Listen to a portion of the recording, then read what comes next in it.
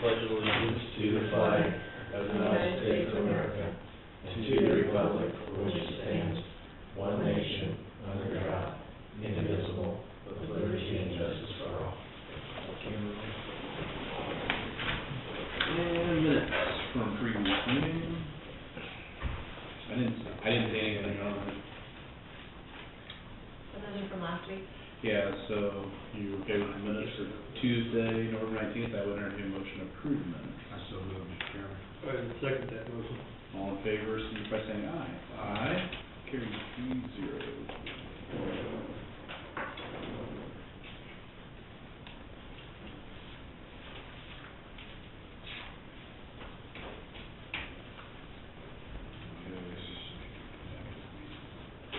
Did you ever contact her when we said I did not. I have not contacted him, so is that a letter or email? They can get an email they respond to. that's the best I'll do. You and me too. Yeah, that'd be fine. All right.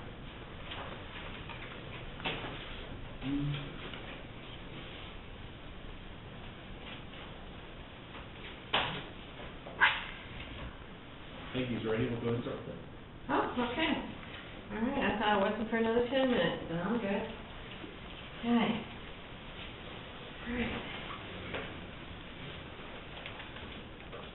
Well, the reason I'm here, as usual, is at each 6 months we go back and forth with our wages and with the other facilities in town and try and remain competitive and that sort of thing. Always this play game of catch up with each other. And we've always had the edge of the insurance, which was always a better edge than most of the other ones. So when we decided to switch insurance plans, I started trying to figure out something else that would work as an edge so we don't play this battle game with the other facilities in town so that we can remain competitive. Even talked to Jeff about whether the nursing home could put a different amount in the HSA. Doesn't work that way because it's a different account. But it still remains the fact that nursing home employees are extremely, it's a competitive nature. We pull from one place to the other, and we're looking at losing a few. So, and more so than that, I want to put something in place that's going to give us an edge against the others. So, something that I came up with is something that a lot of other nursing homes have, but none have in town. And what hospitals have is, again, nobody has it in town. And it's sort of a perfect attendance premium, okay? So if they work as scheduled every day that they're supposed to for a month, so that means they're not coming in late, they're not leaving early, they do their schedule, they're not trading out, so I'm not paying overtime, then they'll get a bonus at the end of the month. The only exception to that would be vacation. So sick time doesn't count, all those things. With that, the way I've got figured out, it will cost us less than what we've been paying currently for insurance. So we're saving the money, the general fund's not saving the money on our insurance. It will cost us less. And one of my worries with this new insurance is that my sick time's going to go up and my overtime's going to go up because they'll just choose not to go to the doctor because I'm in pocket. So if I keep my sick time to a minimum, that keeps my overtime to a minimum, and I think overall it'll be a good situation. And it's something that we could do with the nursing home, and the nursing home wouldn't affect other departments in the county. And quite frankly, attendance is always an issue when you look at a nursing home. So my thought is just full-time employees, only full-time employees, no part-timers, because their schedule's very flexible. So, cost us less, and the way our cost report works, and I want to make sure you all understand this, when a nursing home, we created the budget, or I created the budget, okay? If I spend less, my Medicaid reimbursement is going to be less. Okay, Medicaid reimbursement is based on what you spend, the cost report. It's based on employee retention. It's based on number of staff per resident per day, in other words, hours per day. So all that attendance piece is really important to me. So this was something that I spent a lot of time working on, and I think in the long run it'll probably save us money that I'll use at other places, because we're gonna have to spend that money that you're saving. So instead of spending it on an insurance plan, we spend it on the employees this way. And so I'm telling them when I hire them, you know, we may pay less, and this insurance is just as good, just different, but you also have this attendance premium. I know there's some misconceptions out there, and this first year's gonna be a little bit rough. It will be, yeah. But I think, you know, we have to look at the whole scheme, and that's what I really wrestled in the back of my mind. Will we have more people in the long run beneficiary, like particularly in the second year? And it's pretty obvious, I think, it will, not to discourage people, because I'm a little bothered that they're gonna be out of pocket, because we're putting a lot of money in, that they can use that. And if they don't use it, I mean, it's theirs. And right now, those people that aren't using it, we're just sending it off to the insurance company. And the only people that really benefit are the people who just go all the time. Maybe justifiable, maybe not. I don't think it's a bad plan at all, but selling it to them I understand. is gonna be the issue. The other thing is that my employees are a little different breed than, say, the ones that work in the courthouse. The employees are working for. It's as simple as that. And so if I need to go to the doctor, and it's gonna be out of pocket, I'm gonna save that money, and I'm not gonna go to the doctor. If it means putting peanut butter on the table versus buying my prescription that I know I should use, I'm gonna put peanut butter on the table. So it's different mentality, but this is actual cash that they can get if they earn it. And it still costs less than, and so the way I look at it, it's an edge, is so then every 6 months, it'll still be every year, I have to look at the wage and salary report across the board, and I have to look at that. But I don't wanna play this game that we used to play with Medical Lodge and Julie Center, you went up 25, so I'm gonna go 25, and we stopped that several years ago with the state insurance plan. So now I just have to get a different edge. So, I've that's my always thought. said, you done a good, if that fits, you know, you're, I still continue, you're kind of self-contained, but if you can figure something to work out within your budget limitations and not coming back and asking us for more, you know, I'd say go forward. I can't see any problem with it. Yeah, this won't come out of general fund at all. It'll just, Have you discussed with Chris, I just don't, you know, with the attendance premium, is that considered like a bonus? I wouldn't say it's a bonus, I'd say it's premium pay for attendance.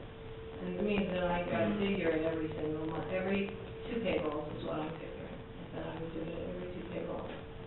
So, I hesitate to call it a bonus because it's earned wages, really. We just gotta be careful. No. The HSA, there's IRS regulations, what we can and can't, and that's, Right. that's something Chris would. And, you know, I know that Heartland Hospital does the same kind of thing, it's not considered a bonus, it's called a premium. And they have HSAs, so I can't imagine that it's affected that way. But I can certainly check with Chris and Mike Keller, make sure Yeah, let's that it verify. doesn't. Yeah. But, yeah, my goal is to just, I think earned wages, it's not a bonus. Okay. I'm just curious on the Medicare, what is the ratio? You're saying that because it'd be Cost less. report? Yeah, is it? Medicaid. Okay. Medicaid, and then Medicare uses a similar cost report, but not quite the same. Medicaid, and it's rather complex. So like for every dollar that we spend, what do you get back from It Medicaid? depends what cost center it's in, okay? So in other words, if my nurses' benefits are worth more than my benefits. In other words, if the health insurance per nurse, because it's considered direct health care, Mhm. is worth more than the same dollar amount that's spent on me, because I'm not a direct health care provider. So, what it does is you categorize all your expenditures every year into certain cost centers. And direct health care, we'll break it out to about 40 different ones. And then they take ratios and attach them to your, they come up with a matrix essentially, okay? And then what you get reimbursed is based on first your acuity level, then your cost report that you submitted the prior year, okay? And then they also attach incentive factors. Employee retention, I have to, at the end of every year, I have to say how many new employees were there, how many were retained, how many were gone. So you have a retention factor. If you get about a certain number, then you get that retention factor. We've always gotten that, which is really good. And then the same thing goes for staff satisfaction surveys. And, I mean, they put this all into a piece thing. And I can kind of show you how it's, Yeah, we but can actually see it. I mean, I'm comes just, out, and yeah. every 3 months they recalculate the rate based on those previous reports. So our rate will change sometimes between, I mean, $4 a day per resident is a chunk of money. So it can change that much easily. and they're continually like updating that, or is it on a monthly, quarterly, Every annual? quarter. Okay. Every Quarterly quarter it basis. changes, yeah. So it's for the prior quarter data, whether the future or Not even reimbursement. exactly the prior quarter, they're a couple of quarters behind on the acuity base, and then they're a year behind on the cost center base. I see what you're saying. So Okay. it's not, Couple different components yeah, to it. there's several different components, but it's calculated out, and I have to go through and indicate who's on Medicaid, who's not, and then they send back a report, and they calculate what our rate will be for the next 3 months, and we do it all. Okay. So, it's, but in my years here, I've learned how to maximize that. And I know that when I first started, we were in the hole a great deal. I mean, I think they were in the hole like $24,000 a month from another general fund. But it was not spent in the wide pots of money. And so cost centers were so low that the Medicaid reimbursement was $97 a day. Okay, now I spend essentially a little bit, well, not less, but I've adjusted a lot of different things, and so now we're at $160 a day. So, but you gotta put it in the right area. If you put it in the wrong area, if I spend it on administrative, then it's not a smart way to do it. You gotta get it back to the places that are gonna pay the best. Simple as that. So, I'll check with Chris, I'll check with Mike Kellum to make sure that we'll work with the HSA. If that works, is there any? Okay, are you want me to come back and tell you it works, so it doesn't, or? Yeah, check with them, if it's our, Yeah. it's your budget. Okay, all right, that's what I'll do. Thank you.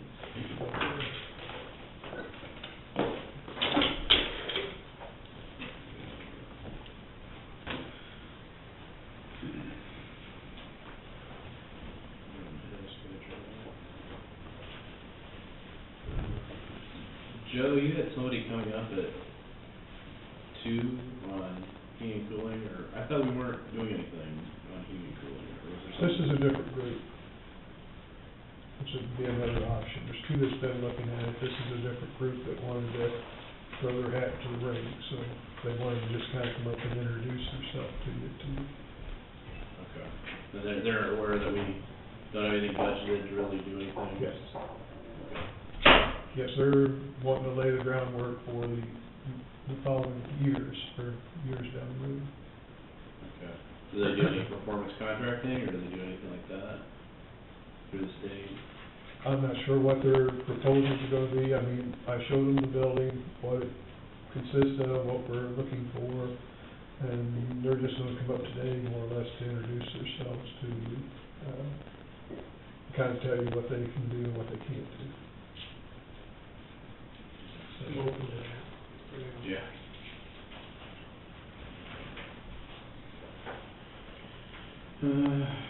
Matt, do you have something? I've got just one PO for you.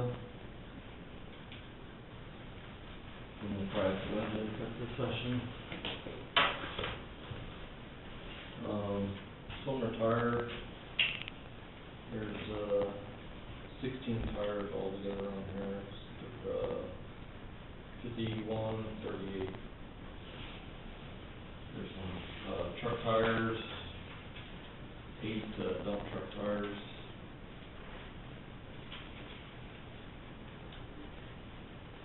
8 pickup tires and 8 dump truck tires.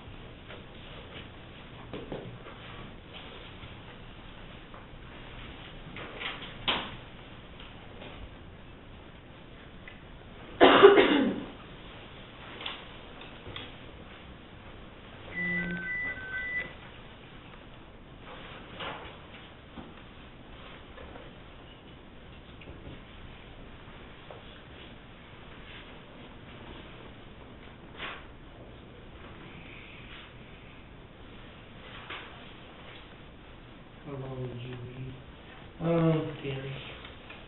I don't know, 15, maybe 20 minutes, I don't know. What's our next appointment? According to 2 o'clock, I assume, was it? yeah, I've got a quick question, if you don't mind. Yeah. Go ahead. Yeah, go ahead. On this health savings account, Yes. we have 2 employees, and my department has been affected by this, and I was just wondering, I know there's been a lot of discussion about it, so I'm just wondering what decisions have been made, so I can relay this to them, because they're kind of out, not knowing anything, what's carrying on. Mm-hmm. So, I have one that's a 20-hour employee, and both of them, will not be eligible for the health savings account this time, so. Yeah, we're, Chris is checking with Mike Keller on a couple things before we can, I mean, we are working on it, we're working to try and find a solution. You got 2 different things, one is, one employee's on Medicare, the other one is also under that threshold. Right. Yeah, and so you got 2 different things going on with that, so, Chris is gonna be discussing, he's discussed a little bit with us, we'll try and make some decisions here pretty quickly here this week as far as relaying, to those people. You get into some rules that we need to follow with the HSA accounts especially, and it's not necessarily an age of 65 and over, it's more of the Medicare piece with HSA accounts, is where it gets into, we have very specific IRS rules we have to follow, so we're gonna try and see if we can come up with a solution, for that one. Okay, and one of them is, the amount that's been, that she would be out is, for her would be astronomical. I mean, it puts a real burden on her because of her income and stuff. So, if you're asking her to pay $2,500 out of pocket from $1, that would be, might as well be $2 million. So, I don't know if you consider that. Good decision. Well, we have to stay within the guidelines too, as far as it goes, but they do have Medicare, too, as far as it goes, so they got some coverage. Right? Not if you go to the doctor or. Well, if you have Medicare B, I mean, we've talked, I mean, if you, there's different components to Medicare, I know that. But if you do that, then there again, you're in the thousands of dollars a year with the premiums for those. So it's not free, I mean, you can't just get it for free. And there again, I'm no expert on, I don't know anything about Medicare, Medicaid, or Medi anything, so, it's, you know, other than what I've been told here lately, so. Yeah, Chris is gonna be checking with Mike, so we're gonna try and get a solution, hopefully before the end of the week, so we can get some going. But I know it's, you know, it's definitely eating it down because it's killing it. And we knew that there was gonna be some situation, we didn't, maybe this didn't, you know, hit us, you know, where we thought, but then again, I mean, and I know it hits you a little harder because you got 2 employees, but I mean, Well, there's only like 20 working days left until they have, you know, till it's done. Right. So, Well, I think day is 6, so. Yeah, Medicare is the 7th, this, the enrollment period for Medicare is the 7th. okay, see, I don't know any of that, so. Yeah, So we're investigating it. Okay. Yeah, no. Well, I just, okay. I'll be back Tuesday. Okay, All right, thanks. thank you.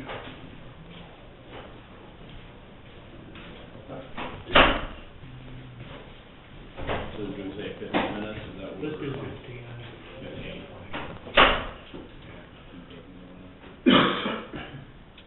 Entertain motion to go into executive session, personnel matter with non-elected personnel, 15 minutes. KSA 75-4319B1. So moved. Commission, counselor, You get the number? road and bridge superintendent. 75, Okay, you said Yeah, that? sure. 4319, Yeah. County coordinator. B1. Okay. All in favor, signify by saying aye. Aye.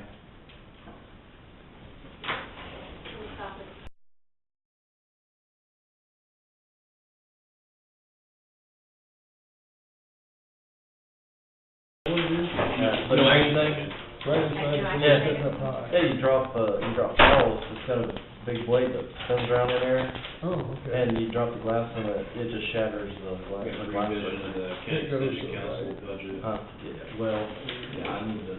Yeah, because of, Got the wheel motor all our over it. appropriations Got with the us. Can pressure. We have about 745,864. So the state didn't match it. No, they reduced everything, so Bottle I think pressure, we, because I didn't know that's for right, sure you said that. 133,000. Now it says 2, so. Appropriated, so Yeah, they adjusted everything out, we'll see it approved. Glad to see a can pressure there. Well, that's what, I did have one more thing to talk to you about briefly. Joe, I had forgotten about it, but Joe went out and unhooked the baler, the can crusher, and we're gonna get the glass breaker unhooked from the electrical out at the recycling center. Mm-hmm. We just gonna put down Purple Wave and sell all that stuff. The only entity, I wasn't sure about the Baylor's condition was. Tell them about the baler. Before anybody uses it, that doesn't know how to use it, they need to have somebody that knows about all the safeties, because they've all been unhooked. So it's not a safe piece of equipment. I wouldn't, Unless you get somebody to look at it and re-hook all the safeties back up. see, Okay. but they'll sell as is with notification that those things are unhooked. They're there, but they're unhooked. I was gonna say, the only entity that's ever inquired is Achievement Services about, they inquired about a Baylor. So that's the only other entity that, They could bid on I don't it. think it'd be a huge deal to have somebody hook them all back up that works on that equipment, but it definitely needs all hooked back well, up. if it's Achievement Services, I think we just give it to them, I don't think we need to. Probably not. It's- Probably it was really interesting. about where we're at when we bought it, I think, but They want it. it's not worth much. Well, they inquired, I don't know if they still want it, we The can only, inquire. the only reason I'm bringing it up is they're gonna get started out there, we need to get it out of there and do something with it, and we're just gonna set it in the shed somewhere, it might as well just be sold because it's gonna You go. might not, you don't need to move 2 or 3 times. Right, Sure. that, and it's gonna get rusty and stuff sitting out. Well, I don't know if they still want it, I just know that they inquired with us back in August when we shut the, when it changed ownership, they inquired about, that was the only piece of equipment, I think. I'd say we just contact them, and if they say, absolutely, they need to let us know within a week, and otherwise put it on possible. Chase has their contact, it's not Jerry, it was somebody else at Human Services. Well, I talked with, Chase, a couple days ago about it, because just asking him if he, you know, knew any, you know, anything that he might think that we would need it for, and he didn't. And it's just, it's a glass crusher, Glass crusher, a baler, and the can crusher. They're all very old, very old. That might be another thing, when you get parts for them, may be hard. yeah. So we didn't purchase them new, I take it. No, we bought all that stuff used.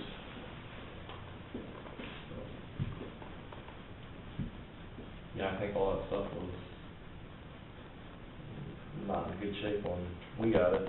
Did we get billed for all that, like if, do we know if we ever got billed for all that stuff, like when, say if the baler broke, do we get billed for? Yeah, we, Getting it fixed? We fixed it. yeah, Oh, okay. whenever there was a electric problem, I know he had to, rewire basically the can crusher. The can crusher's completely out of date. They even laughed at me when I asked them about a starter for it, because they said they haven't sold those in years. So I had to completely redo it, and I'll update it, and then rewire everything, starters and switches and everything. So that's how outdated it is. It was our equipment, so we always took care of maintenance on it. Okay. Can crusher broke quite a few times over the years.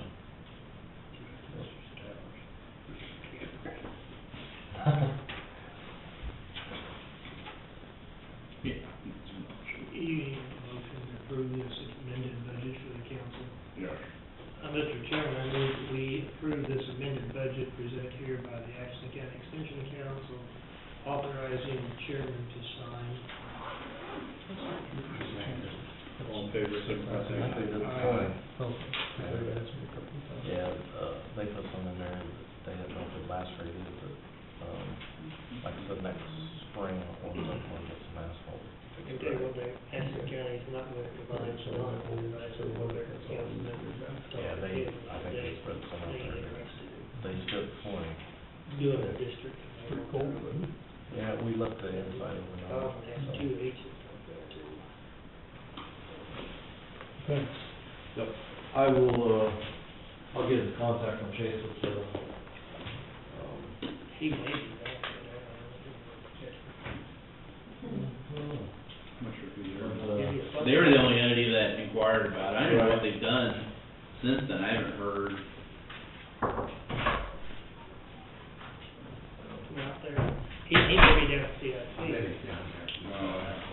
They're the only ones that ever inquired with us before when we were making that change. They were concerned because the other company like paid them so much per pound. Chase did say something about it, but I'll get with, whoever I need to get with, but, I'd say he said they didn't have a place. I don't even know what they're, I don't even know what they're doing, to be honest with you. They may just say no. Don't worry about it. But I think that's, we at least reached out. That was the only entity that I ever heard that was even remotely. So if they want it, do you just want to donate some? I'd say just give it to them. I don't think so, very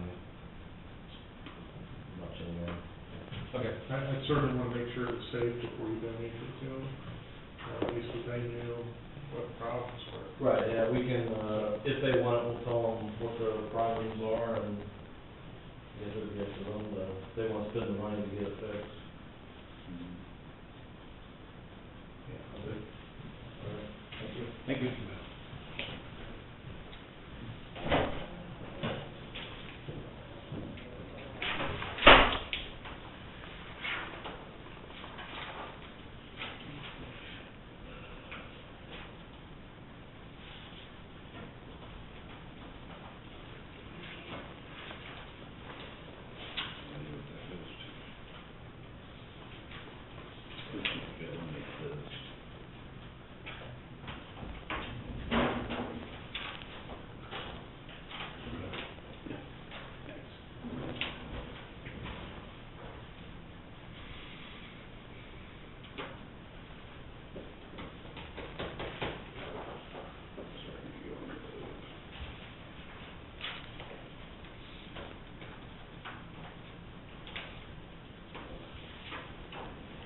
So, you know much about this group that's come up? Have you done any work with the group that's come up?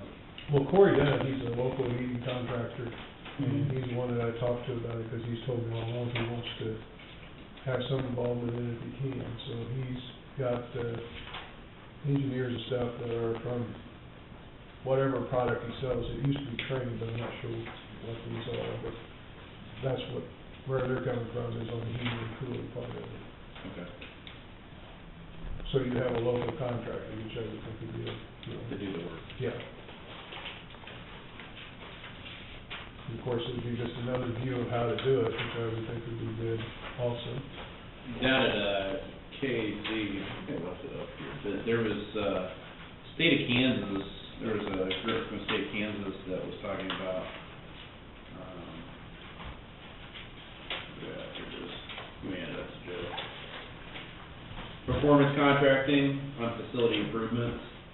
They said that several governmental entities, schools, I mean, several have used the performance contracting, so basically the savings pay for themselves, so there's like no out-of-pocket for, like, the entity and the savings would pay for itself, and for like the contract essentially over time. So that's what, and that part just kinda gives you, you can go and keep that, I think the, give me the contact info.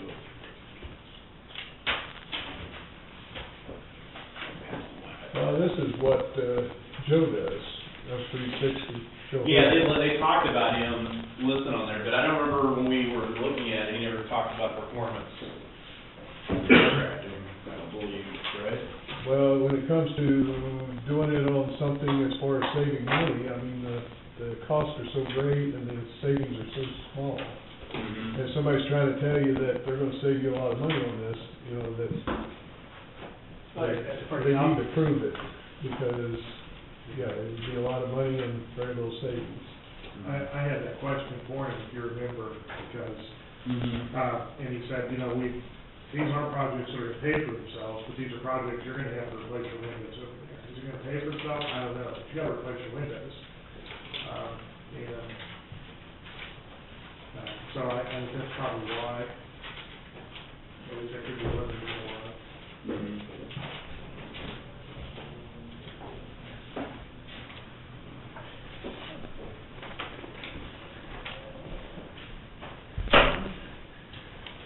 You see? You did. Sweet. Good. If we're ready for you. Okay. Yep. Okay.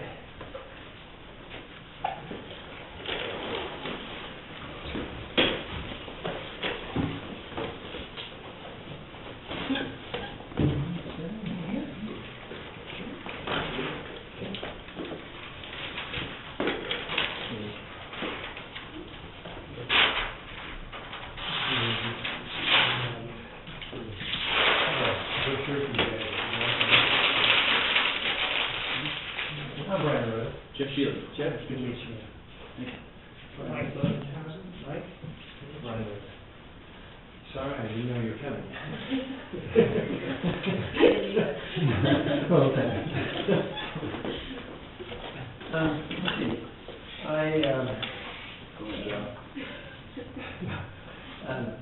I understand that you guys, well, I appreciate you guys seeing us today, and I heard it's sort of a chance to throw our hat in the ring and let you know that we're interested in helping you out with HVAC design and then the construction on the courthouse.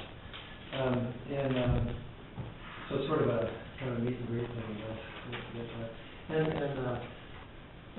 So I'm Brian Rose. My company is Rose Associates Engineering. I guess keep going. Yeah, Eric Smith, we Associated Equipment Sales. We're a manufacturer's rep. We deal with engineers and contractors and end users. We're equipment solution provider, so we work in between the engineer side and the contractor side with equipment and get it all together, so. And then Corey Dunn Heat and Cooling in town. We'll be looking at being the contractor to do the actual job with the engineers and the mechanical guys. Okay. You know, try to get the whole job done exactly how you guys want, you know, or even better, hopefully. We'd like to do. And so, I'm understanding it's mostly an introduction today, but we do want to answer, any questions that you guys were sort of wondering, how far we go with this today, what are you guys looking for? Because we, prepared to a certain point, and we wanted to maybe have a chance to explain the system that we were thinking about, you know, to the courthouse, but, do you guys want to, I was kind of wondering how shall we start, where shall we start? Okay, well, I think we haven't put anything like formally together as far as we've had, a couple presentations. We know that there's probably some systems that need to be replaced, you know, over time. It's a very old courthouse. So right now where we're at, as far as like, budgeting, we really don't have anything budgeted. We have some capital improvement funds, but we don't have anything budgeted to be replaced, like, necessarily immediately in 2014.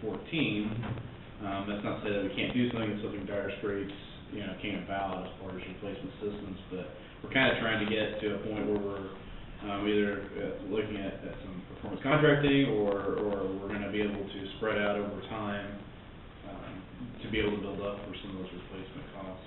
Okay, so that kind of raises the first question. Are you guys, are you looking for a plan of spec type of project, so that you hire the MEP, kind of what's called planning group, to design the, you know, do calculations, specifications, and plans so the job gets bid and put on the street, as opposed to, design build, where we team up with the contractor and then actually, as a team, we bid against other design build teams. Okay. Have you guys thought? I So mean, you're talking Yeah. about start to finish bids, is what you're talking about. Yeah. Not just bidding the engineering and right. laying the specs out, Uh-huh. and then bidding out the actual Mhm. installation. Yeah. It's interesting. And I mean, there's two ways to approach it, because we just did a job up in Ontario, and it was just to give you an idea, that was design build. So we went in with the contractor, and then to hold everybody to the same system, I wrote a specification that all the contractors had to adhere to, and so it's going to be like a design parameters. It's this kind of system. It's going to heat and cool these temperatures. It's you know, very specific pieces of equipment, and even down to the, okay, here's the kind of ductwork and piping, and you know that, but it's still it's still general, and then after, once we've won that, then we laid our drawings out, and then handed those off to the contractor. So there was no other, you know, it was a very thin spec that they had to adhere to, and as opposed to, you know, kind of a big book spec that you got any contractor is gonna, because we know who we're going in with, so okay, it can be thin, and then as opposed to a big book spec that I've got something that, you know, you will do. It's just two different approaches. So we're kind of, have you guys thought about which way you're gonna go? We haven't really, as far as, all we've had is the second approach so far. That's just what's been presented to us. We haven't developed any true specs that we officially, we want this, and we haven't gone to that extent. So second approach meaning which, I'm sorry? Well, it's like, you know, design team. Design build? Yeah, design build. Oh, okay. Okay. So this group of people has a turnkey solution for you, this It's group of pretty much people- what's been presented to us so far. And the first one is more or less the engineering of it, and then he will go out to bid with all the contractors Okay, and bring you back their prices. Okay, complete for X dollars, he's gonna hand you a project mhm, that you can either accept or turn down, but you will be out X dollars at that point, either way. And his fee was basically built in. I mean, That was his fee, and then if he got the project, his fee would take off of the other, he wouldn't get, go towards the project. And we're trying to come at you with all local contractors. We're not using contractors other than engineers, because we don't have the engineering firms here in Atchison, or, else we would be trying to turn an engineer here in Atchison. But we want to use like Tate for the phone, for the gas line, stuff like that, us for the mechanical, and like, Picton for the electrical aspect of the entire job, Or we can also bid it out like through, Cass's is a plumbing outfit, and, Bat Electric, for instance, for electric, can bid them out through their budget. Yeah, so, we're trying to use the local guys here in town instead of bringing in a mechanical guy out of, Kansas City or wherever, just whoever bids it out. We're just trying to use all local contractors to do our own courthouse, And then maybe, I could, not delving in so quickly, but, just so you know, that's why I brought this, was to, show you the level of expertise that we have. Okay, let's see,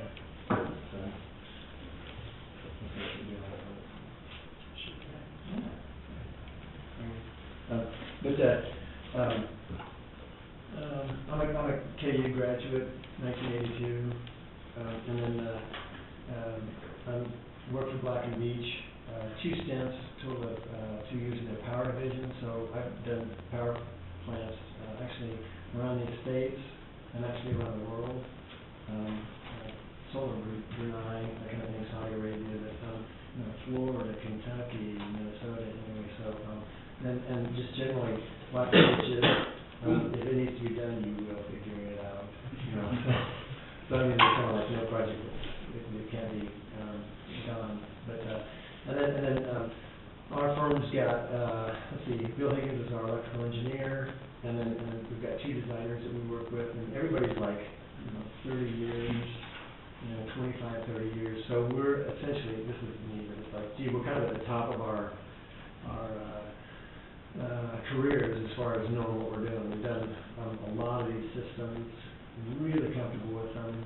And on I think it's about the 3rd page to the right, I put in references from our past projects. I would love to have you guys talk to our past owners, because our approach is, we are a small firm. We're not a big firm. I've worked for a big firm, and I know that what they do is they'll put the junior guys on. Well, you're looking at some serious experience, and then if there's anything going on with this job, we're here, and we're close, so we will be here on the job if there's any problems that come up with it. And we finish things to the bitter end, and that's just our style. So as opposed to having worked for Black and Beach, they get the project, and to the junior guys, they're like I was saying before, do it. And the guys are like, oh my gosh, and they're learning along the way. But we've done plenty of these systems, so we're comfortable with them. And then actually, but actually more than that, on the projects that I do, I tell the contractors, this is a thinking man's project, and suggestions. I mean, it's not, just do this and do it the way we say. Too bad for you guys, and too bad for you, because we're going to tell you how it's going to be. No. We like their input, because 2 heads is better than 1. But that's our approach. So, and anyway, did you guys, I don't know if we should describe the system. Do you guys want to hear about the system that we're thinking about? Have you gotten that far? You mean, what you're proposing? Yeah. So you've already done an overview of it? Well, we spent several hours in the building over a couple different days and looked at so many different ways. All of us together stick our heads together, to try to come up with something that's going to work efficiently. And also, we're going to try to come into this to where, when we're done with the courthouse, it doesn't look any different. You don't have any changes inside of it. Well, I guess It that's... looks like we haven't even been here. Yeah, because that was my next question. Yeah. I know one of them, when they came, they've already done, they did And they give us kind of, right, what's it gonna cost, roughly to do that, and what they're actually looking at as far as that goes. So that gives us a little indication to get started. That's kind of where we're at here as far as that goes. And how fast we move into something like that is gonna depend probably really on next year's budget, and whether Joe keeps the boiler going. Yeah, really. We actually, in all honesty. Yeah, we never did it before, yeah, for you guys, yeah. I've been on 2 years, and we've been trying to help Joe build up a reserve and a capital outlay. We never really had that in event, knowing that the boiler, I mean, if worse comes to worse and we had to just replace that tomorrow, we might be able to attack that. But we understand the long-term care and improvement in the courthouse too. It's just a matter of how much we can handle or how we finance it, over what length of period that we can do it. I'll be straightforward. I know we're not one to borrow money, but under today's terms, if you've got justifiable long-term projects, really, the loan rates out there, we usually will take care of inflated prices if you do it later on down the road. Yeah, money's so cheap now. One thing that we looked at on this project here, because you already have the upstairs and the courtroom already conditioned with furnaces, we were gonna design it to where if them ever went bad, you can always change them out and add the system right into it. That way you don't have to do it now, but you could do it now, it's just, we'll show you the figures from, this is gonna cost X amount of dollars to add it now, or down the road, everything's ready to plug and play. You mean they got a better system than the rest of our, that ain't fair. They're like the federal government, if you ask me. Just see what they did with the ceilings of that courthouse, to do that too. That's what Joe was telling us, that You that should is a see it. beautiful ceiling and it's really, You should see it. well, we could look from the top down and I'm like, wow. Yeah. That's that, because they put something that costs $35 to the ceiling that's worth thousands, because that flex stuff is not expensive, but to go through a beautiful ceiling like that, there's gotta be other ways to do that. The kind of system we're thinking about is, it's a four-pipe, chilled water heating water system. And so, and you guys have pipe hangers in the basement right now, and like silver pipe.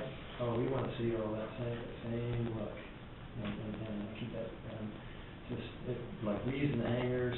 I don't know if we could use that same pipe because it's steam condensate, yeah. Well, we'd like to do like that, but take our pipes through the inside of it, and then it would be back the gray again. It would look the same, it's been for 100 years. But it's a four-pipe chilled water, heating water system, and then, there's, an air-cooled condenser outside, and, that, is really quiet. I mean, the compressors, you can't even hardly hear these, because it's called maglev, magnetic lever. Picture taking a top and putting it outside and spinning it in midair. It's magnets that hold this thing up, and it's not, you don't hear this, I mean, that kind of a whine. If you've been to the Royals or the Chiefs outside, I'm like, my wife's like, I'm like, I don't care, I can hear it's bugging me, and it's the whine of those compressors. These things, you can't hear mixing, and then the fan on the top, which is just like your home air conditioner. You guys have packaged direct expansion DX out there now. These things are on frequency drives, so they ramp up and down. So they'll be they'll be a lot quieter as they're ramping down. If you need low, they ramp back up. And let's see, Eric's cohort, Ron Clevenger said that you can hear traffic out in the offices. That means that the chiller, if you have a regular chiller, you'll be able to hear the compressors, because then you guys have single pane windows. So that the street noise, that chiller noise, you will be able to hear that. But this thing is like I would love for you guys to come down to the city of Lenexa, and that could, we just did one, and we'll buy lunch, you know, but, You wind up in, no, I'm in the, Johnson. so you've been Johnson. Yeah, I guess so. My story is my daughter moved down there, and I tell her she's Johnson. Oh, yeah, yeah. Maybe different, but hey, I hang out in Fort Scott with my mother-in-law a lot. So, It's beautiful, I mean, I enjoy it. No, yeah. I just can't afford to go there all the time. oh, yeah. As soon as you cross the county line, it's like, they start burning. It's like, Kansas. Yeah, but hey, I was on Harvest too, how about that? You know, but, All right, get to it, Well, No, but, part of what Brian's talking about, I passed out a line card there, and specifically, that's just for the point for you to see that, my company, so we're talking about the efficiency and the dollars of equipment, and it's really gonna come down to that also. We have a square peg for every square hole. We don't just, well, this is what we have, so this is what you're gonna fit in your office building. Okay, I have 10 different boiler lines, I have multiple chillers and cooling towers, and so we can really look at your job in your courthouse and say, okay, what's gonna fit this mold? We need to be quiet.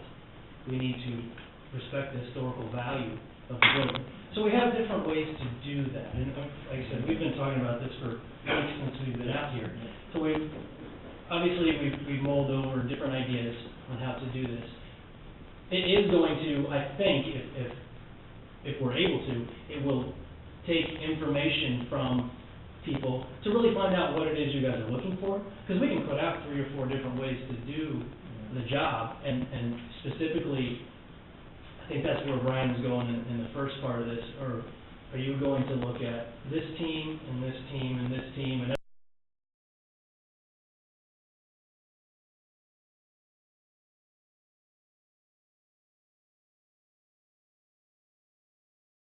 everyone's gonna have a different idea, and you're gonna have to figure out what's what.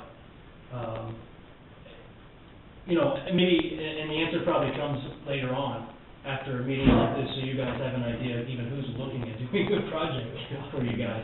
I pass that out just so you can see, we have multiple ways to do this. We have capable engineering, we have a long-lasting firm in my own firm, and you have local representation in the contractor. So, together, that's kind of what we're bringing here for your project. And then, I guess, finish out the description of the system notes. It's an air-cooled chiller, and then with Lenexa we had evergreens planted around, so you cannot see it from the street they're going to fill in, and then chilled water piping can go underground, so you don't see that, and then into the building, you pipe around the building, keep all that hidden, and then plug into furnace type of units with a wall thermostat that people can have control with, and then we can keep the controls really simple so that there's no computer control. I mean, if you want to, we can do that, but to keep costs down, the equipment have control panels that it comes with. It can say, oh, we can keep the chilled water at a particular temperature, and the panels come with its equipment to control itself. So we can save, $50,000 on not running some big, another company with a control panel. Anyway, so then, but the 2-pipe system, so you can cool, say you can cool in the summertime, and then have valving around, so it'll cool at different amounts as the sun goes, clocks back and forth. And then wintertime, same thing. Okay, so you can heat, but as opposed to say a 2-pipe system, so you have to pick a point in the calendar year and say, okay, our cooling is off. We're going to heat now. And oops, sorry if you're hot on the west side. Gee, too bad. There's no cooling now. And it's a 2-pipe system, but we're thinking 4-pipe just to keep it. It's not a lot more money, and you'll keep people a lot more happy that way. And then this system is a little somewhat more expensive, but there's other systems out there that are, so I just think, lower cost. Oh, but this is a 20-year system, The other system that's lower cost is a 10-year system. That equipment's gonna be running year-round, and it's gonna wear out a lot faster. So, we're proposing something that's, so you don't have to go in here and disturb everybody, and then with all the capital costs, why not pay a little bit more, gives us, it's gonna last a lot longer. And the energy efficiency of this chiller, I mean, the picture of the chiller, there's no bearings. It's literally, this compressor's literally spinning in midair, really efficient. It's quiet and super efficient. So, and same thing with the pumps. The pumping package, they have their own controls. They ramp the pumps up and down. So if you have 3 pumps, one on standby and then 2 sit there and ramp up and down as they're supposed to. But it's like self-contained, self-controlled. So the pressure sensor out there says, okay, I need some more water or less, and the boilers will say, oh, it's a certain temperature outside. We need this much heat, give us this much heat. Hey, it's nice and warm outside. Dial the temperature back. So it's simple, but and then so your guys can work on it, and they'll be really comfortable with it. So anyway, that's sort of a nutshell of the system.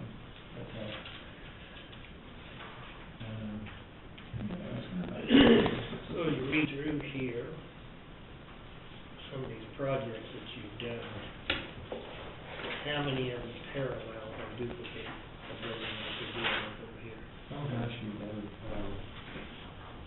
we've done like 10 or 15 or something. We've done a bunch of them, and I can go through that and count, but we've just done a bunch. I mean, The old schools are similar to. Well, yeah. I mean, your schools built in the 40s and 50s,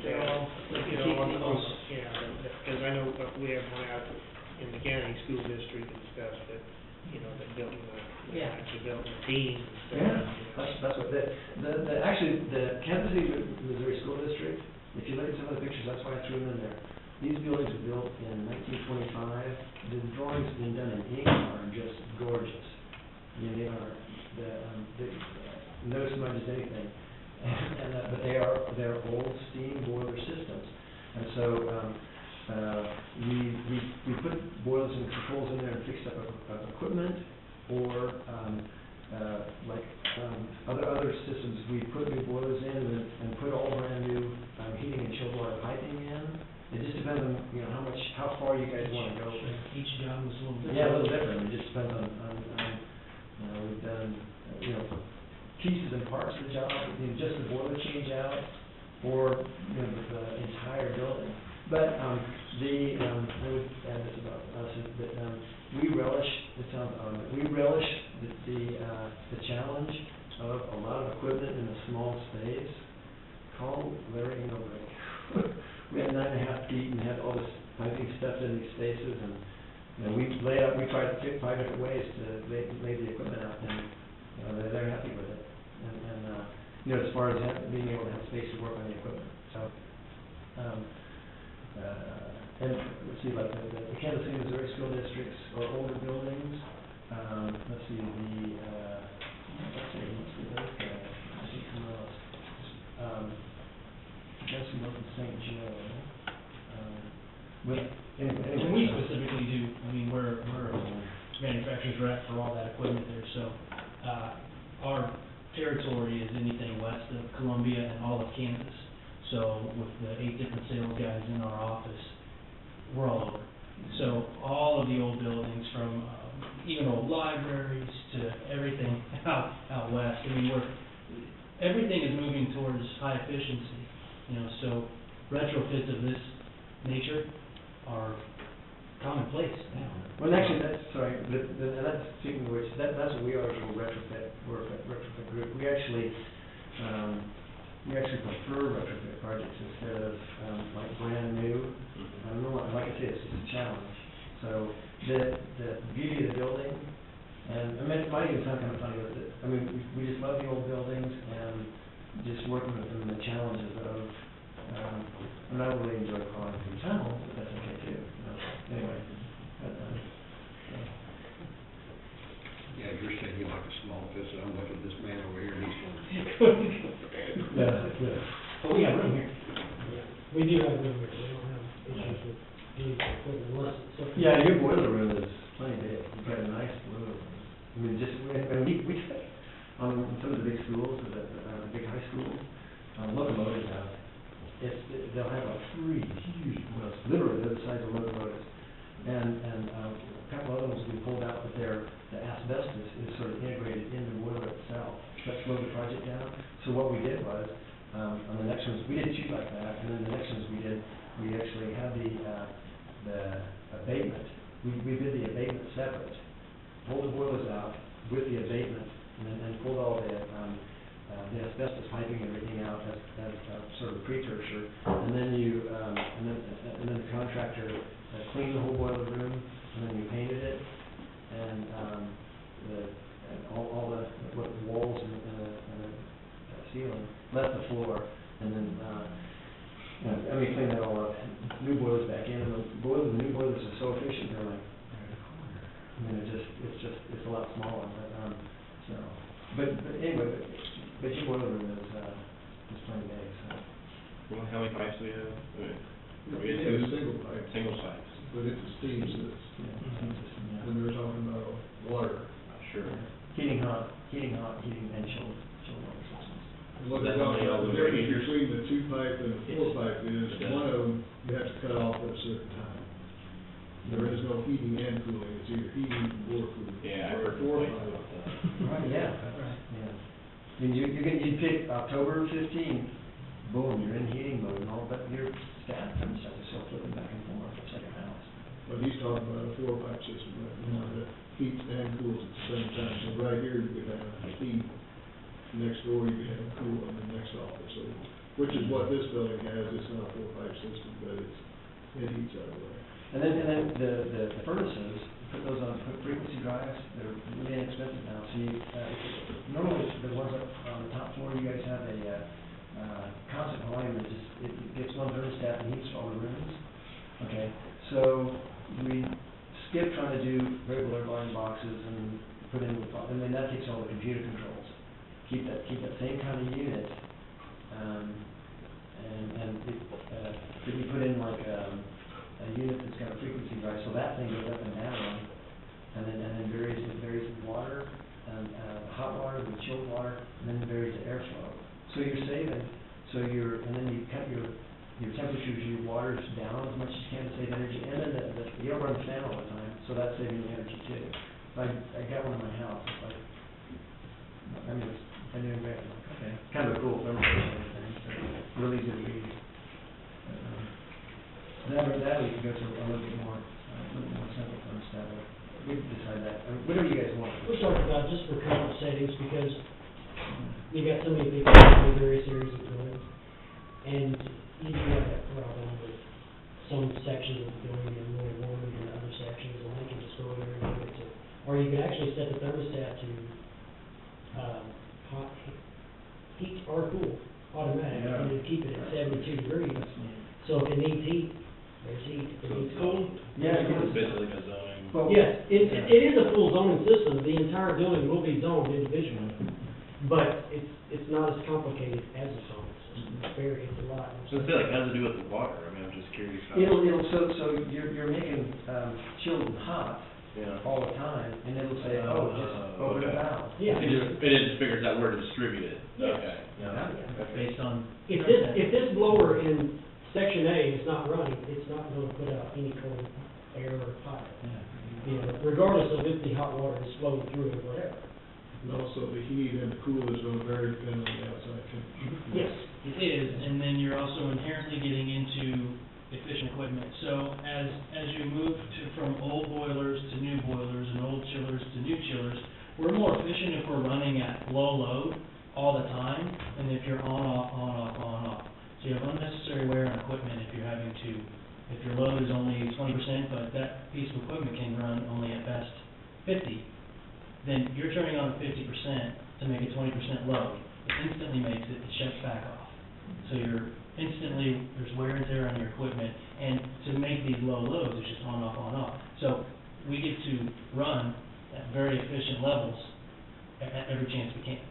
Simultaneously. Yeah, and so like the hot water, instead of running at 180, which actually kind of what your car runs at, but you can rent it out at like 120, 110, so it'll dial itself back, but you still get the heat for particular areas now that you know, say if something needs heat over here, but the rest of the building needs cooling, or if you got the center section, it's like a beehive, it's a bigger building, so you got cool, like, these buildings, and big office buildings are the same way.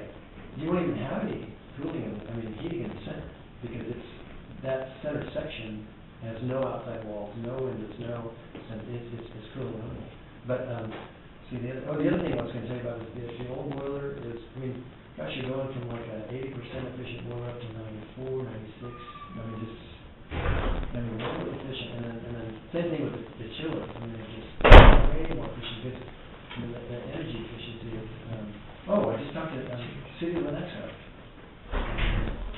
They had like, 800,000, $1 million on there, but they, out of $1.1 or $2 million, they just saved, they're saving like $100,000 a year on their energy bills by, having more efficient equipment.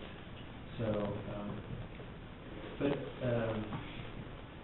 have you guys, I'm not sure I should even bring it up, have you guys thought about doing a study to figure out which kind of system? We've gotten to that point, it's a valid question. Yeah, because that's gonna be my next question probably to you guys, is what's next? How do you know which system you want? Because we're coming in here, we're saying, hey, we looked at this building, we think X system here.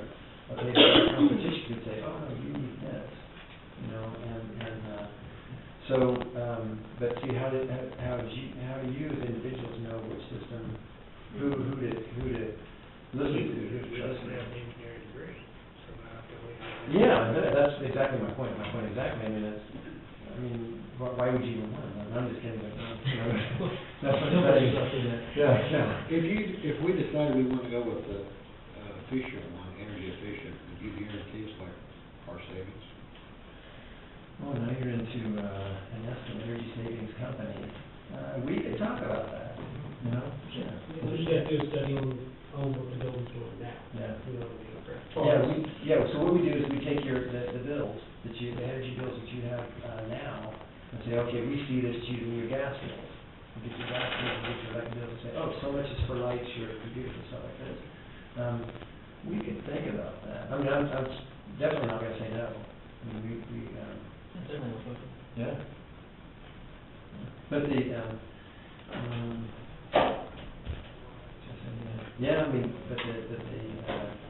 and then another thing to do is, to get you guys in your comfort level, is to have you call, the other, City of Lenexa, the people that we've worked with, and say, hey, how's your energy bills? Michael Short over at Turner, will, same rate reviews. And, the other thing is, I haven't just listed the people that some people don't like this guy, and some people will say good things. Oh no, call any of my clients. You guys are welcome to. But, we think about that. What else? More questions? Obviously, we're a historical structure. Have you ever ran into barriers or problems with society on? I haven't run into problems. I've worked with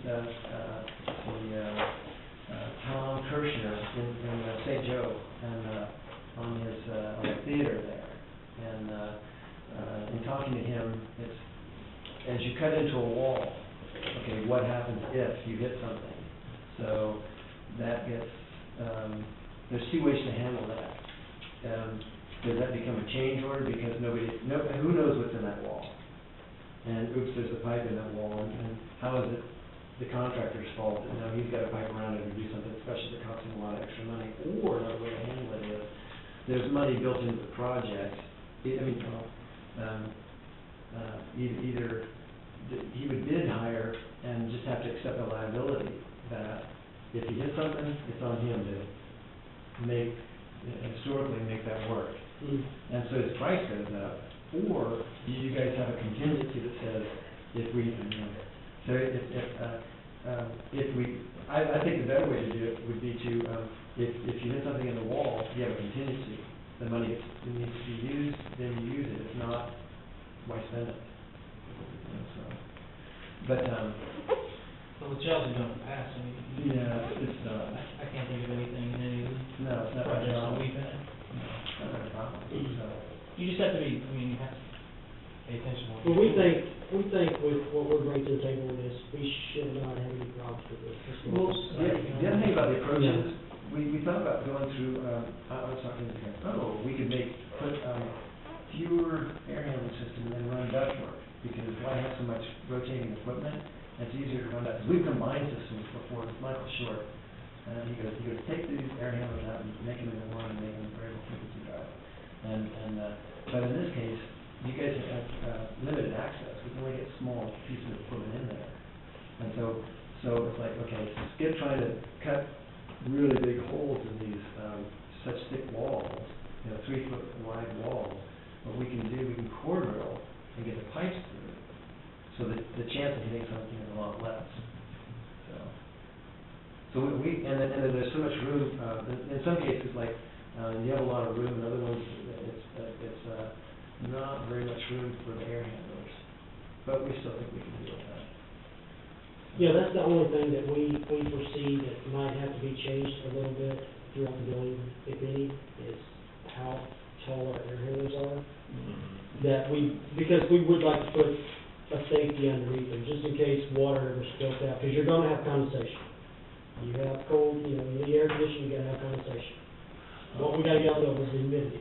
Well, with them ceilings only having a 12-inch space in between them, that's not very much room, So they might have to be dropped down some, but they would look the same.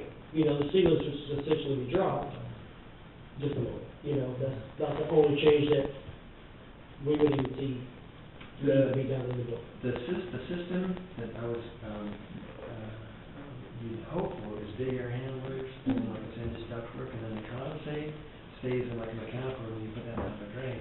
But as soon as you break that up into small pieces, then you've got condensate, and potentially flood drains and that kind of stuff. There's a solution right there. It's broken up, and so we take the condensate and by gravity down to like, bring it all back with the drain pan. So, whereas what'll happen on those is they get plugged up with like a mold that has to be, and then the drain pan will overflow, and there goes your ceiling tiles, and I'm in buildings where people are just counseling the system. But if we oversize the drain pans and think about putting pumps on them, we can use like a combination of pumps. So And also safety float switches. In Exchange Bank down there, when I put all their air handlers in there, they all have safety float switches. So if they call me and say, hey, this furnace, and what I do when I put in a safety float switch is, I make it kill the thermostat, so it's gone. So they go over there and like, this don't work. So they immediately call and say, hey, this don't work. See, we automatically know that the only reason there's no power to that is because that is tripped. It's just, so you just come down and say, okay, so you go up there and you fix that problem. But they're float switch, instead of using mechanical ones, because the water goes up and trips it, there's another kind that it's just contacts. So it takes just a little bit of water, and then it turn off instead of Create throwing it. Yeah. It makes a circuit. Closes it. We both work great. We have I actually just wish I had one of those in my house. It didn't quite make it to the sheet rock, it was about, close. Hey, I have one in my house. Did you? Yes, in my upstairs. And I put a new system in it, so this is going in there.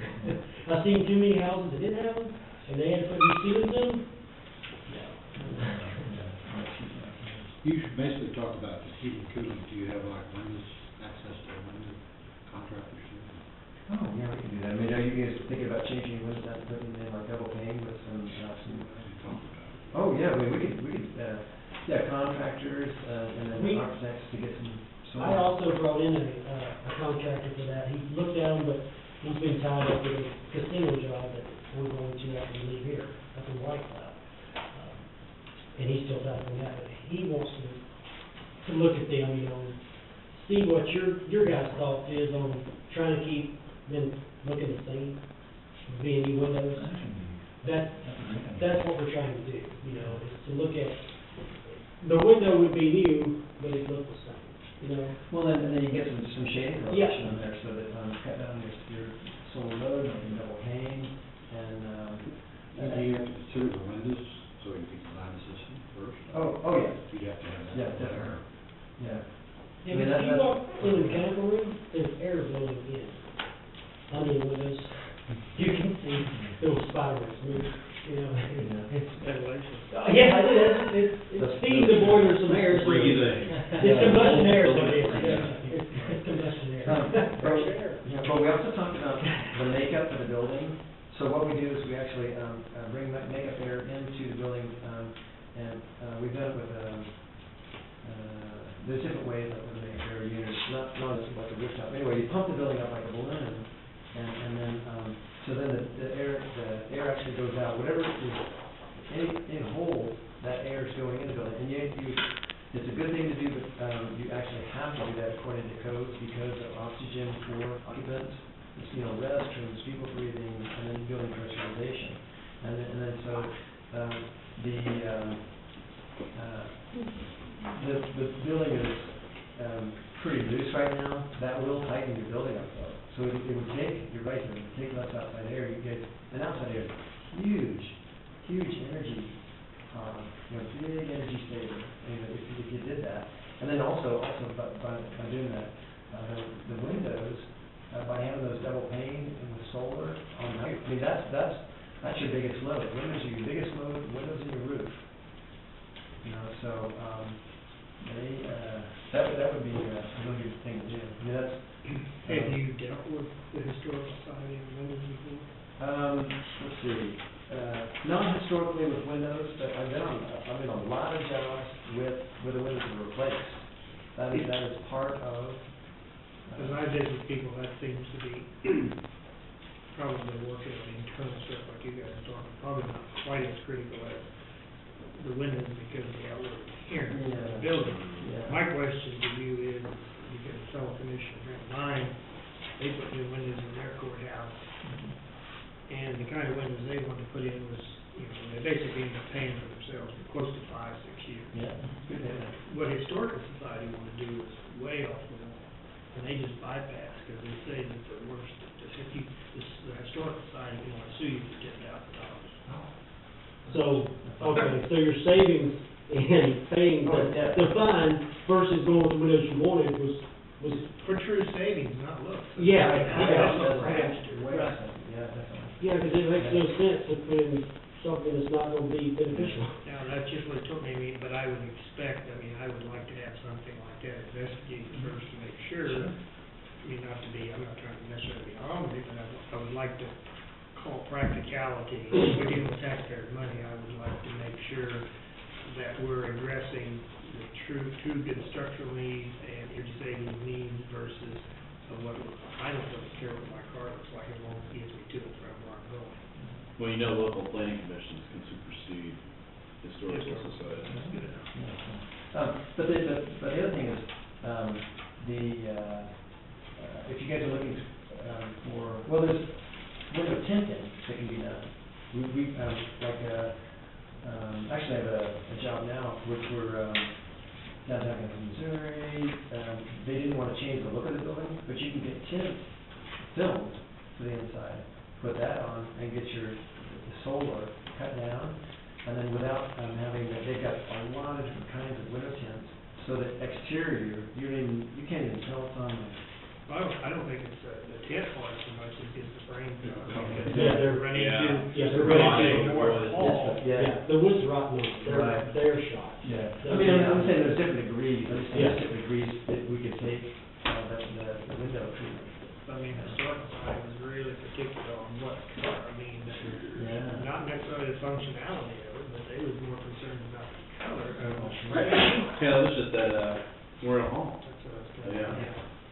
Yeah, that's delayed that project at least 2 months. The color of the windows? Well, the color and style and clearing Yeah. and just, Try to get rid of Just the over some green. windows, it's just. they're very picky at the state, the windows. Yes, they don't see the bother so much. Okay. Yeah, that would be, that would be something we can definitely look at. Well, I would, You also got the water softener, a gel, or some pollution or whatever as well. Oh, sure, okay. Yeah, they talked with Jack over there. I haven't went that far. Okay. Yeah, No, but I thought we figured that in time, that he probably was gonna be able to handle some of that without his own operating maintenance budget. I mean, do you need a new water softening system? Do you need- Yes. Okay, because we work with, Blue Valley Labs and, Jimmy Hum and. 10 years old now? No, that's one, that's older than that, Is it up, it's 9 or 10? Well, 13? I say it's 13. Is that that old, the jail? Wow. The jail. Is how it comes? Yeah, it's at least 12 or 13, when we go I on think 13. 13 now, it was Yeah, I think 12. 13. I think Yeah, something maybe like 13, yeah. We got pretty hard water, obviously, in Atchison, so Yeah. you can imagine what's done to the, Pipes. done to the pipes and Yeah. Yeah, fittings and. It doesn't have a softener right now, it's never No. had one. And they want to install one because the gel fittings, free fittings are so expensive, because they're totally different to what you put in the house. yeah. And it's nothing about. Because we actually, speaking of which, I've worked on jail, San Joaquin County Jail in California, so, some experience, jail experience. Yeah, the grill to a jail, for jail, that's, we do it a lot, anyway. Probably for like an air conditioning, Sure. some real small things like that, sometimes, yeah, so. Yeah. But, Oh, I seen them over there in the jail when I was doing a mechanical inspection, and they were through the wall, and I was like, oh my gosh. I didn't realize it was that much too. I don't know how somebody's gonna get their whole spin, but I guess they start there and make it bigger. Yeah. Yeah, we've done, domestic hot water systems, and then, with the, either tankless or, and then, put a tank on there, and then a mixing valve to provide 120, and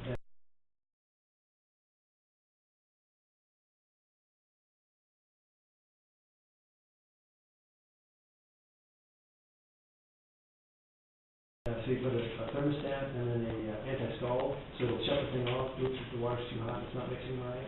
And then you can put the water softener system goes along with that. And then also with like 140 to kitchen, same thing, big,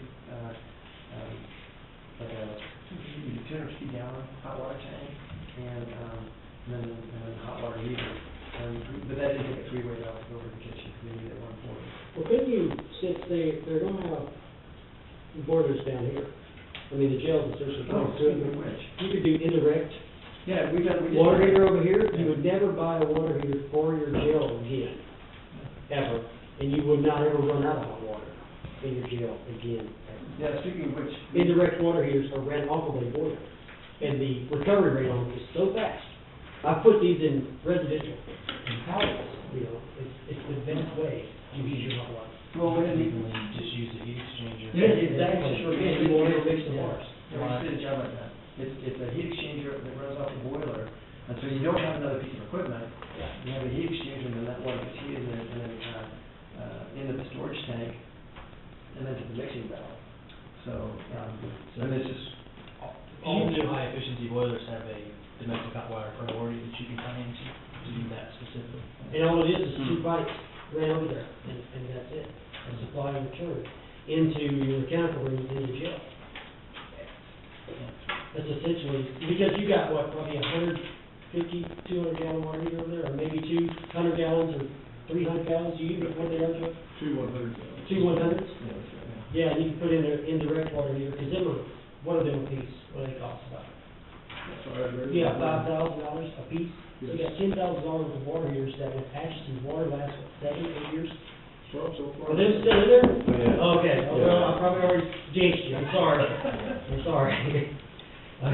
But they are, this water does kill your water heaters in town.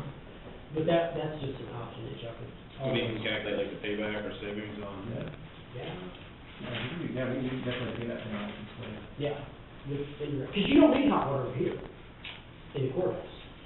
They're just Not used much, I mean, we got to work. point of service, you're okay then. Yeah, just got spot heaters. Yeah, and that's all you need to wash your hands in the restrooms. I mean, there's no showers or, you know. Cause otherwise the hot water's, Yeah. boiler.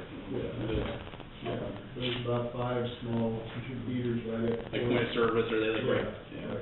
See, and then you guys have a computer room, and then, so we do like actually, that might be, a good one to, do, an air conditioner, and then put a DX or direct expansion on that. That would keep the system simple. Are you in the, what are you talking about? Like the computer room? Oh, yeah. Yeah, the small computer room. Because you're adding so many new computers over there? Yeah, so, and don't you need like a you got a computer room that cannot go down, ever. I mean, it's a 24/7 operation. It should normally it just only needs, cooling. So, 2 indoor units and then, say, 2 outdoor units, but those outdoor units, I don't know if you're, Yeah, but I don't know, the courthouse computer room, it's not that not that. way, is it? Now, the one in this, Oh, is I thought it? you said it was. There's a server room. Okay, Yeah, okay. server room, right? Now, the one for the 911 service, it's over here, correct? Correct. Yes. Okay, that's the one that's really critical, correct? Yeah, and they're Right, they're ran off of our server.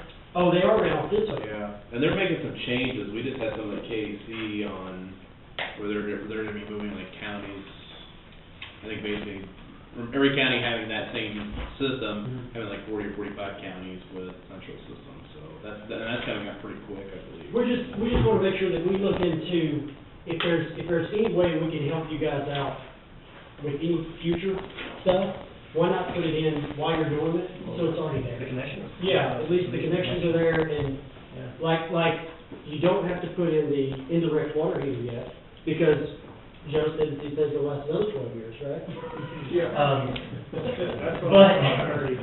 Yeah. What a guy. But you could already have the piping ready for the indirect water heater, so if it goes to that point, we're just like, well, let's take these out, pipe over here, clip it back in, we're good to go, you know? I'm just laughing because there's another system, everything's supposed to be redundant, right, on that, this gigantic building. They got down to half their tower, 1 out of 2, tower pumps, 1 out of 2 chillers, and they're thinking the thing's gonna keep running without, anyway, but then the guy that came to, keep it up running. Mr. Knight, anyway, there's different ways to skin that one up, because you could do like a air conditioning to that room as a primary, and then have another system that's a backup, and then, but another one is, we were kind of, is your copper getting stolen? I don't know.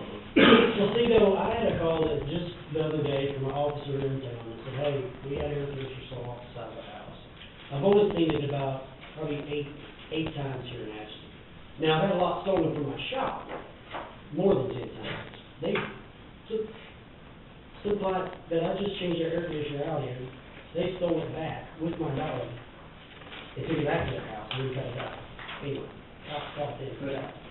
But But we had to deal with it. But it's not really as much as Kansas City is, where I've seen them where they're ripping them off roofs of buildings and stuff like that. Up here it's not really that bad. We're a little smaller. Okay, so no, I'm just kind of curious, now that you do it, yeah, so. I mean, it doesn't matter if, you know, like the big chiller outside is gonna have copper in it. I mean, we don't want it to look like this big air conditioner sitting out there, you know? It's gotta look good, right? Yeah. Sitting outside the building, you don't want it to just look like a big, you know, fan sitting out there. But we can put, plants around it, just. Yeah, put plants around it or Like evergreens, there's a kind that's, I forget what they're called. We just using it, I keep saying this in my next job, but they just, planted them there and now they're like, they're gonna, especially they're gonna fill in real quick. You won't even be able to see the chiller, it's like, okay, so. It's got, and that was actually, we want to make sure think about this. You know, that chiller can actually be, halfway buried. Our next chiller is actually, halfway in the ground. Now, here's the Just now, over there. up here at the now, their chiller is actually big. I don't know if you guys have ever seen this, but right behind, what's the big place where that Alpha City is? Conference center. If you look behind the conference center where there's a little alleyway there, there's a big steel tray across there. And if you look down in it, that's where it's at. It is down there, and under, you lift the steel grate off and put a ladder down to get to it, or come out of the basement into it, but completely secure, you know. But that's a lot of added expense just to make somebody. Because then it's, yeah, this is. The fence would be cheaper. Well, yeah, 'cause this is taking, no, this is concrete wall stuff. Yeah. But you can easily put half of it, and then, that's one of the. Well, then you got issues, I think, I mean, you gotta do with drainage, you gotta do with. Yeah. We have enough drainage problems in this town already, so I know these guys know this. When it rains, it blows out stuff in front of my house, or in my house for one time, it did that, that's, but. Yeah, high rise. Yeah, yeah. I live on the hill too. So, I wondered that, what's your process? What's gonna be, you guys don't know what your process to select, like, either, I guess back in the beginning of the conversation, are you gonna go, design build, are you gonna select like a plumbing, engineering group? Are you gonna decide? Yeah, we haven't really established on how we're gonna proceed with that. I mean, all we've had is just solicitation so far as looking at, you know, what kind of systems we have and, you know, where we need to make improvements. We haven't made any decision as far as how we all realize that something's coming, you know, it's, how many years is, how old is the boiler now? 25, something like that. 25-year-old boiler in another courthouse probably isn't When the pipe is 100 years old. great as far as life expectancy. Well, as long as we have the steam, you know, But it's not- switches shut down. I mean, by the time we get to some of them, I'm not trying to scare too much, but, red tag, you know, like, we walk in with a red tag, it's like, wow. And then fall's coming, that's, we get into those situations, so. But, because, like I said, it doesn't help, it's kind of shape, because, yeah, you just, that's something you gotta respect that. It was inspected internally last year, it was fine, so everything seems to be fine, but it could change drastically in 1 year. Did that, yeah. That's what we're trying to do now, just get our ducks in a row and find out which way we're gonna go. Yeah. I mean, we've heard, you know, like, and, you know, it's just a matter of some planning, putting out some priorities, I mean, deciding how much we could spend, I mean, that helps give us a little direction of how far we could possibly go with something like this, you know, and stuff. Have you, show by number or something?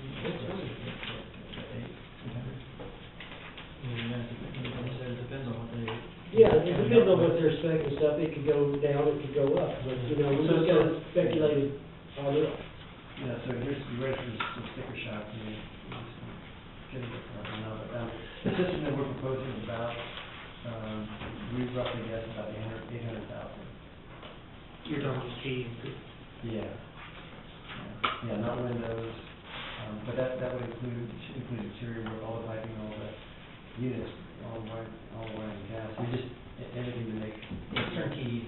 Yeah. Yeah, turnkey, equivalent, is what we're expecting, but.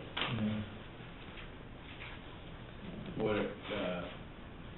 any idea, like, what it would take, with the system you're talking about tying in with sheriff's department on, Additional? yeah, their boilers? With the, what? Their, to eliminate their boilers, Oh, we can do that. Do they have Oh, hot yeah, boilers? that'd be, or I'm sorry. No, they're hot water, yeah, I was just gonna say, I work on all these rooftops, I'm like, man, is there a boiler there I'm missing? yeah, I mean, that's. The hot water side of that country. Yeah, the hot water side of that's not expensive, you know, that's just some piping and a tank. You've got a stainless steel tank that holds your hot water that's over there, and we have a coil that's inside of it, and hot water runs through it, and it heats the water up. And that just sits there, and it has a thermostat that demands, you know, the hot water, as the temperature needs, or goes down in the tank, it calls for the water comes on, sends hot water over there, heats the water up, shuts down. Boiler's already capable. Yeah, it's already designed to do the water. I mean, it's just, we're taking a new rate application and putting it in here. Instead of having your gas eating water heaters that's already over here, you just got central tanks. And we're not mixing the water from this side of your building to this side of your building, we put a heat exchanger in between. These waters never mix. your boiler water never mixes with your hot. The boiler system, the chilled water system Yeah. are, oh, speaking of which, are chemically treated. And, and then you can either do like a pot heater and hand heat them, or you can do put a timer on like a pump. But the system we're not proposing is, putting in a cooling tower. And which, you'll see those steam coming off and the fans and all that kind of stuff, so. Kind of like Midwest Grain Gap over there on 14th Street. You see them sitting out there. I don't think it's kind of the right application for this. We're not in an industrial setting here. We want something that looks a lot cleaner than, Well, yeah, and then you won't have, you will not have the water treatment on the tower, because then it's dirt, leaves, all that kind of stuff, trying to keep that stuff clean. So, because we want to do like air to air, like a big version of home air conditioning. Yeah. So that. Well, I'd say we just leave it, keep in contact with Joe. I mean, we're getting into end of 2013, so, I mean, we can probably discuss a little bit more here next month, next 30 days. But as far as like doing something, probably in 2014 at some point at the earliest, if we could do anything. I would say definitely in the spring, and before we go into budget season, decide, at that point, we've got a lot of things laid on us here lately, and depending on how some of them play out, is what we can actually start tackling. I mean, and of course, we have to look at, when we finance this over a 10-year period, we should spread out the cost, because anytime you get into a big capital outlay project like that, I mean, I think there's a lot of advantages to, when interest is that cheap, is to go into something like that and spread it out over a long period of time, so. But so those are things we have to work out too, is to get financing in order, so that we could handle something like that, so. I like your approach. I mean, you've got your kind of three different levels here. It's, I think we can, now that we know that, those are things we can take into consideration when we start proceeding down that road. Absolutely. But anyway, thanks for seeing us. Thank you for coming out. Yeah, so, good to time. Okay. Thank you.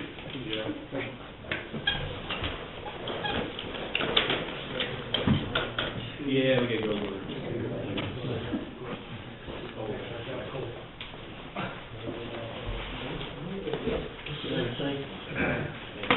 Thank you for it, man. Thank you. We need to. Need to go to executive session for Okay. personnel. I don't know whether you want to have, I assume this is your wife? Okay. I don't think we've ever had, or they can have outside representation or something like that, but I don't think we've ever had someone's spouse participate. It's really up to you whether you want to have them here or participating. I would really suggest maybe that just simply discussion with the employee, not with a representative or a spouse. Things that, no, I mean, I feel like I should be here, Yeah. because it depends on what comes up with it. Well, one thing to be here is another thing to participate in the discussion. It only depends on if it involves me. I can't see how it would. I don't know, that's what I mean, I'll sit back here, but The statute number 75-4319 B1 for personnel as of non-elected personnel. We open it for Luke 15.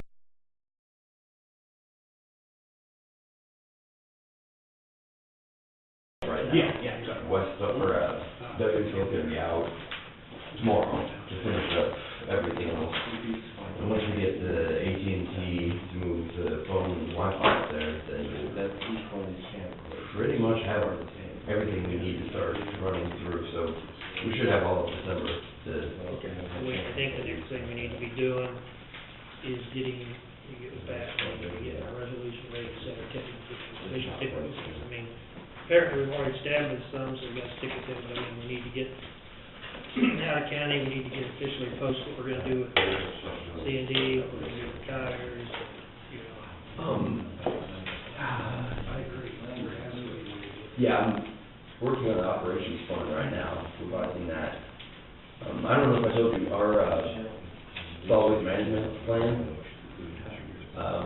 the KDHE came out, and we talked, and they said that we don't have to do a renewal this year. Yeah, we need to. Because what they were gonna do is just allow us to work on our 5-year plan and turn it in June, because I explained that we're changing almost everything about it. And so they said, yeah, you don't have to renew it for 2013. So I sent them an email giving them notice, and Well, make sure they sign off of it, and you make sure they put that to you in writing, and you have that on file. Okay, so yeah, I will. I know that he said, yeah, you don't have to do this. Make sure it comes ahead of whatever department it is. Mhm. But it's every 5 years for the solid waste management plan? Mhm. Because this one was adopted in 2009, Yeah. because Matt gave me a copy of it this morning. You have your 5-year renewal, and then you have your annual renewal. So, Yeah, those are already. the big one, the 5-year renewal was supposed to happen in September of 2014, and we're just gonna reset it, and, we'll do it in-house. So, that'd be nice, get that set right. Did you guys figure out the software and the invoicing system? We did get clarification, with the scale software, we have invoicing, so if the CIC is not up and running or everything's not connected, that we can use the scale software's invoicing for however long it takes, and then once we have everything set up throughout the county, that we can, just transfer all that information over and use the CIC software, so. Did you go to the meeting with CIC? This morning, no. After they left here, did you go to the next one? No. I was gonna ask, because I noticed that the treasurer wasn't at the first meeting, I was wondering if she was in the second one, or I wouldn't know, West Republic on that one. But, yeah, those observations by the CIC people were pretty telling. When they said that this is the first time they've ever seen a county that is having this kind of a problem with personnel, so.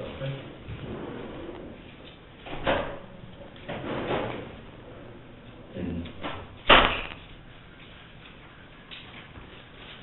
do I need to, because we still need to put up signs along Neosho Road leading up to the transfer station that, stop signs and direction signs, do we need to,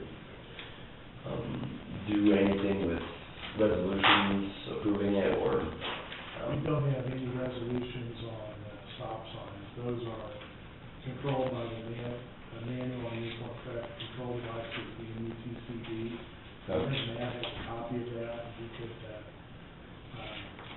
he could probably give you some guidance on placement of those kinds of signs. And that would be warning signs, slow signs, danger ahead. Mm-hmm. All of those signs are under the MUTCD.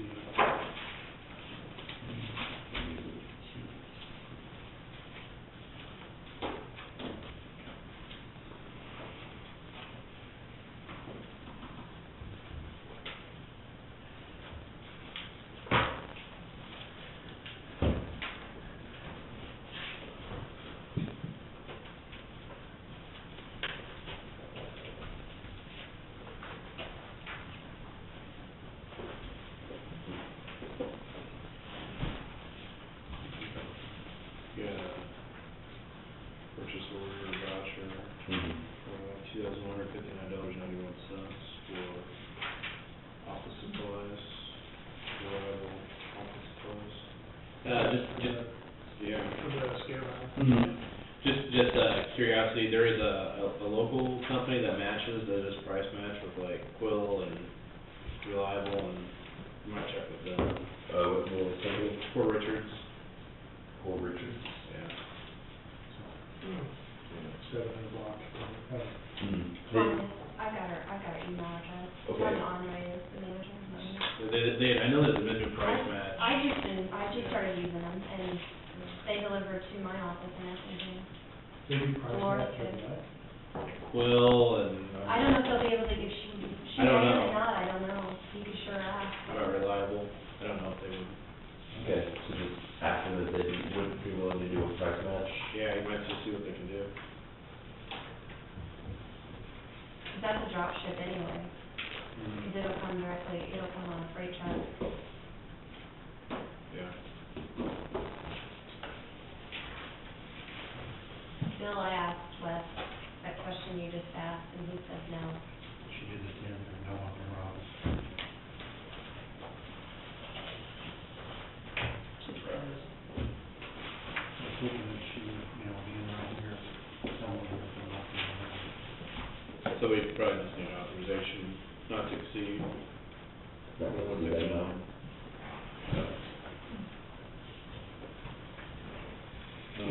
Yeah, motion.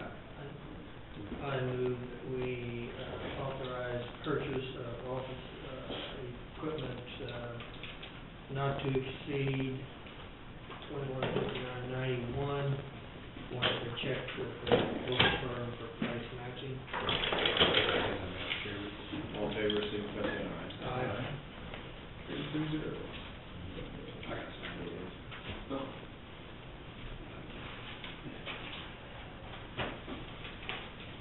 Year. You might check with, we gotta get rid of all that old equipment in the old recycling center. You might just check with, I can't remember his name with. The chief was over there? Yeah, but I don't even know if they want it. You just might check with him and see if he wants that baler. I don't know if it was you or somebody else that said that, they had been notified and they said that they didn't have available space. Oh, I didn't, I don't know. So, Just double check with them, but if they are interested, they do need to be notified that a bunch of all the safety switches are unhooked, and so they have just. Can I go over this one copy real quick? yeah, I spoke with Matt yesterday and he said that if we don't do anything, we'll just put it on Purple Wave, trying to get rid of it.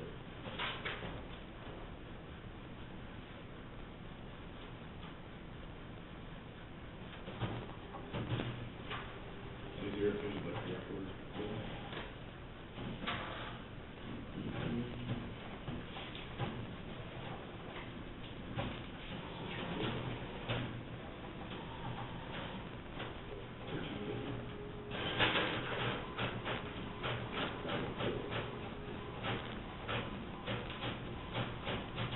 Should be easy with the fees, because solid waste committee already pretty much established or suggested the rates.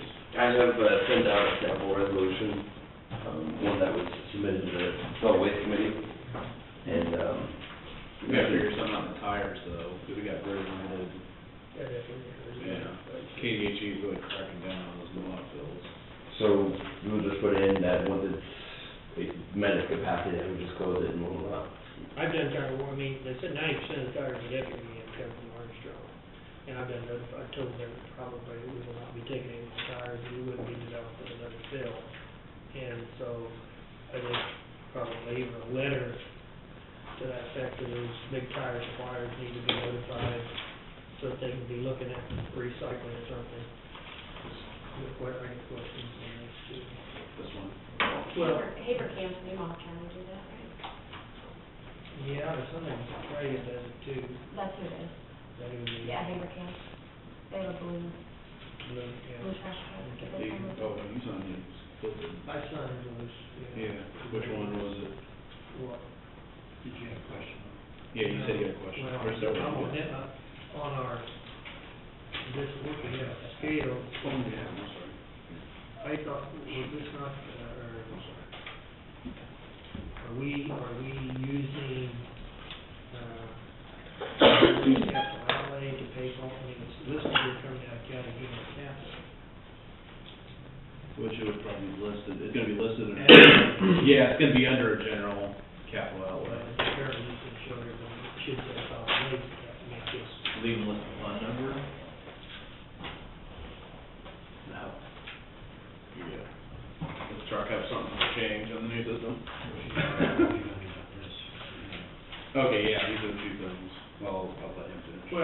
know, I mean, there was two, there was, that valve, you know, that was, if that's what it's coming out of, I have no problem, I mean, if it comes, because I think the, Might just write in there then, solid waste, just to make sure they know which. If it doesn't look a fund number, I would suggest, well, it's a, Is it one of the deck ones, not the? it's all fault, I mean, it's basically like West Star, fault and stuff, you know, but $7,600, basically all the stuff Mm.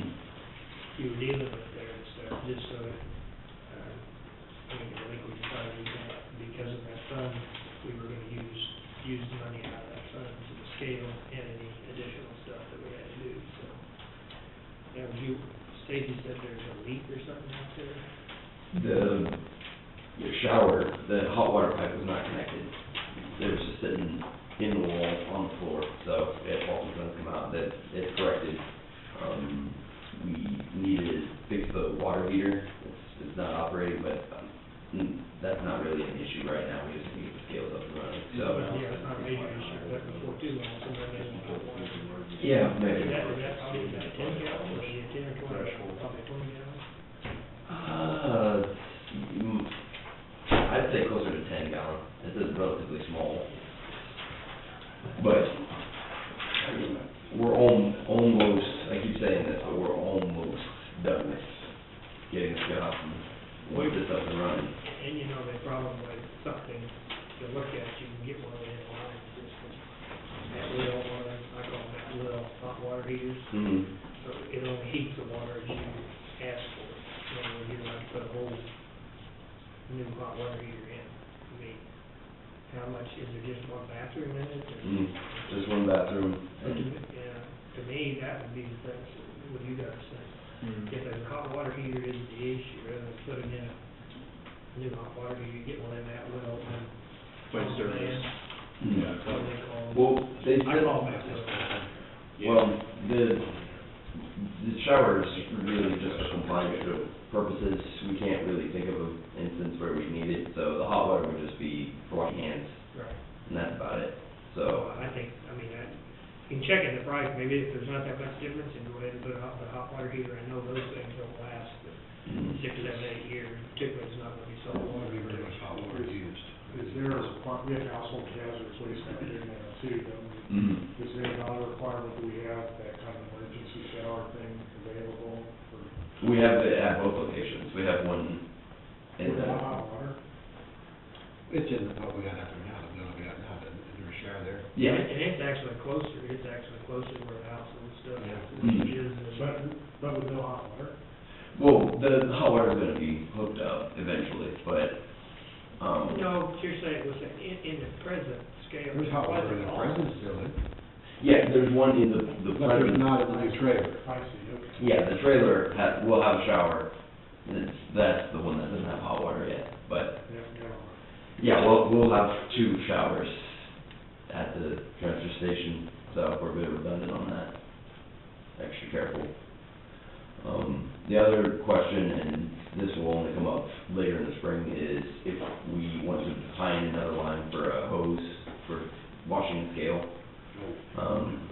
During the winter, we're not gonna be hosing it down at any point, so, and we probably won't need to, as long as we just sweep it and keep all the debris clear, and maintain the scale properly, so.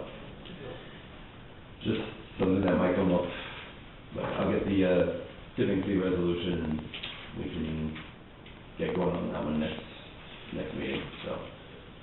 Could you send that to me? I got something to read it before you. Yep.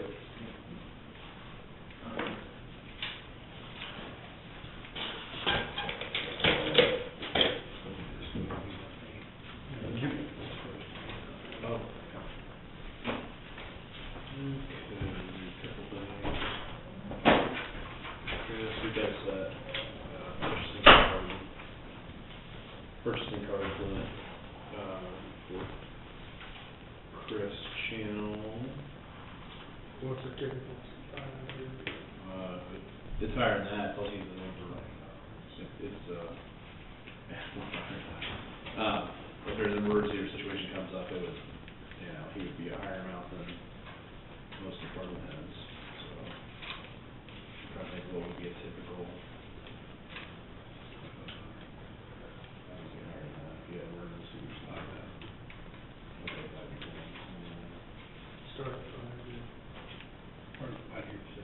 switches?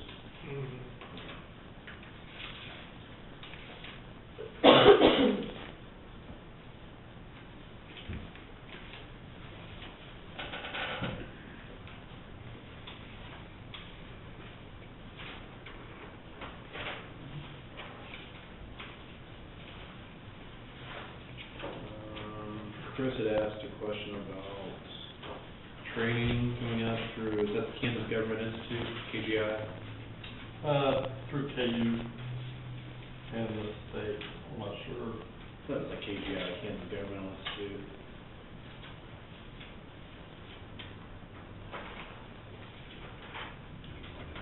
Oh, yeah.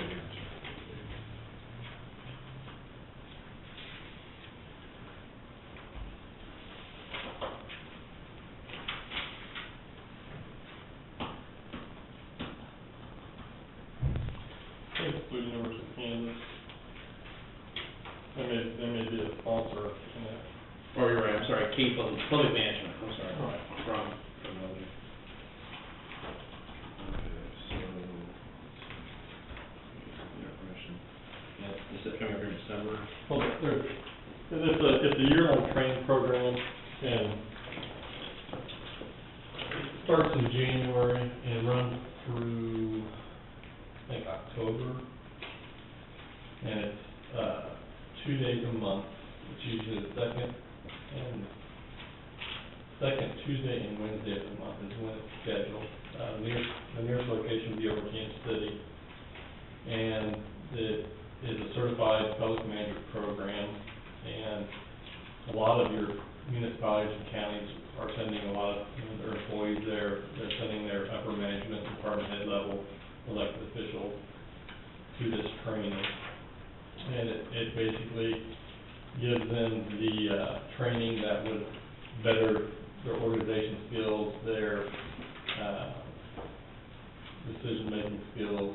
It gets into management of employees and departments and budgeting, that type of information.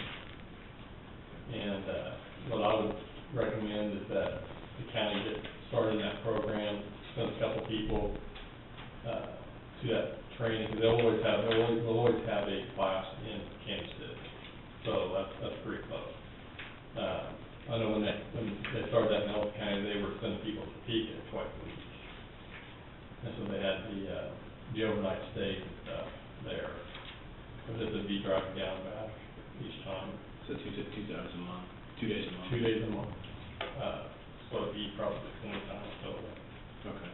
And the amount to do it? It's $2,900 per individual. Okay. And the application deadline is the end of this week. And I would, yeah, it's pretty much, but I know they will probably take registrations after December 1st. Because they want to get their classes full. I don't know if their classes are full yet or not, but. What's it called? Huh? What's it called? It's the Certified Public Managers Program. We get. If you look at KU Certified Public Manager, it'll pop up. We get flyers for it all the time, commission through KUC, and John Morris, you probably heard him, he was at KUC, introduced you guys to Jonathan Morris. So many people, I forget. He's one of the ones, it was after that luncheon, or the awards luncheon. And people that go to these, you have administrators, managers, you have treasurers, clerks, appraisers,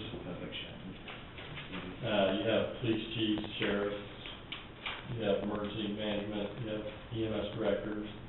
Okay, so you would probably go, this round you suggested maybe looking at having. I would try one other person too this year, so I would like to go, and I would probably send one other person, and that person we can, if it gets approved, then we go back. That's why I've got kind of a short list of people that I would like to see try to go. And just kind of Is this next year? I mean, yeah, it'd be 2014. It starts in January.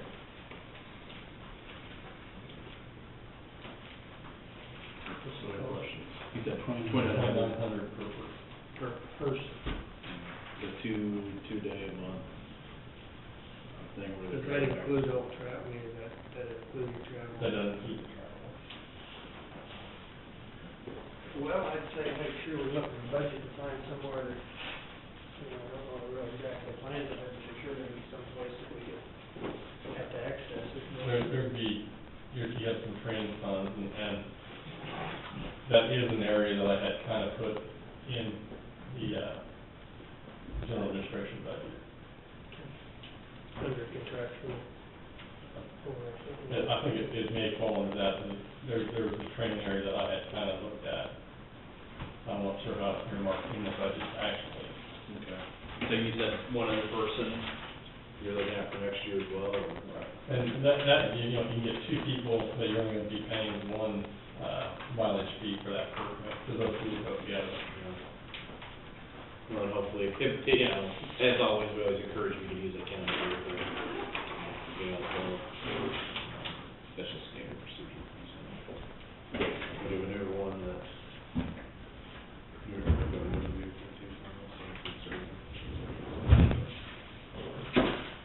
so I don't think we have any other questions. I know that if you had to decide to do that, we do need a recommendation letter from the chairman. Still trying to finish your press release. What's that? I'm still trying to finish your press release. Just about 3/4 of the way done with that. That's the little video. Yeah. I'm fine with it. It's up to you.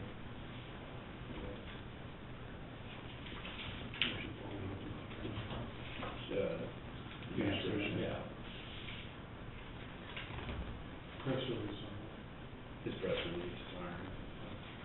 And if we approach one of the departments or elected officials About about 3 going, and they feel that's not what the budget, I would take it out of general administration this first year, and then in subsequent years, we plan that in a department's budget. We would identify well ahead of time who we want to send in following years, and we would put that amount of money in their training budget for that person. And if you visit with other communities that have sent people there, they'll tell you that they think that it is beneficial to their departments and their county or city. Because I know Ellis County's been sending them to these programs since back when I was in the county commission.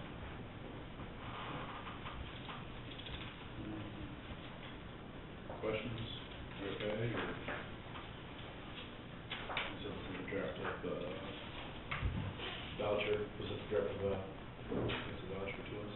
Yeah, you don't have to pay until after OCA starts. Okay.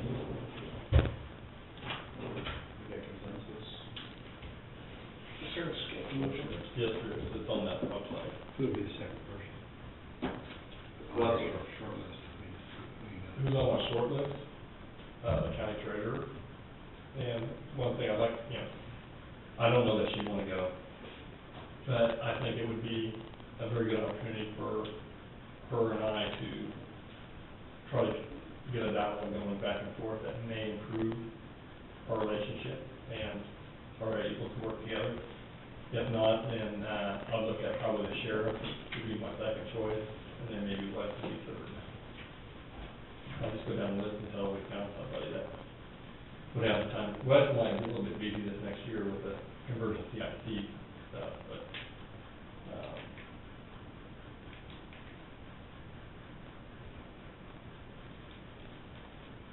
and if nobody else can go this year,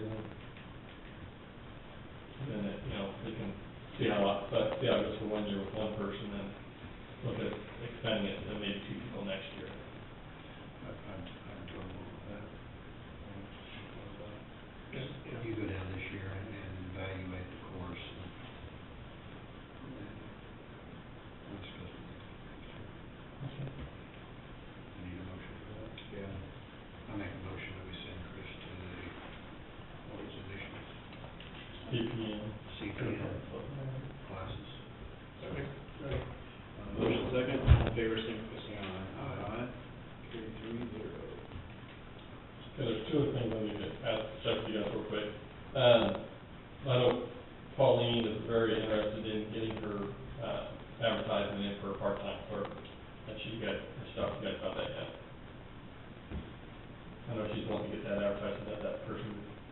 get in and I can have that person ready to go by the first of the year.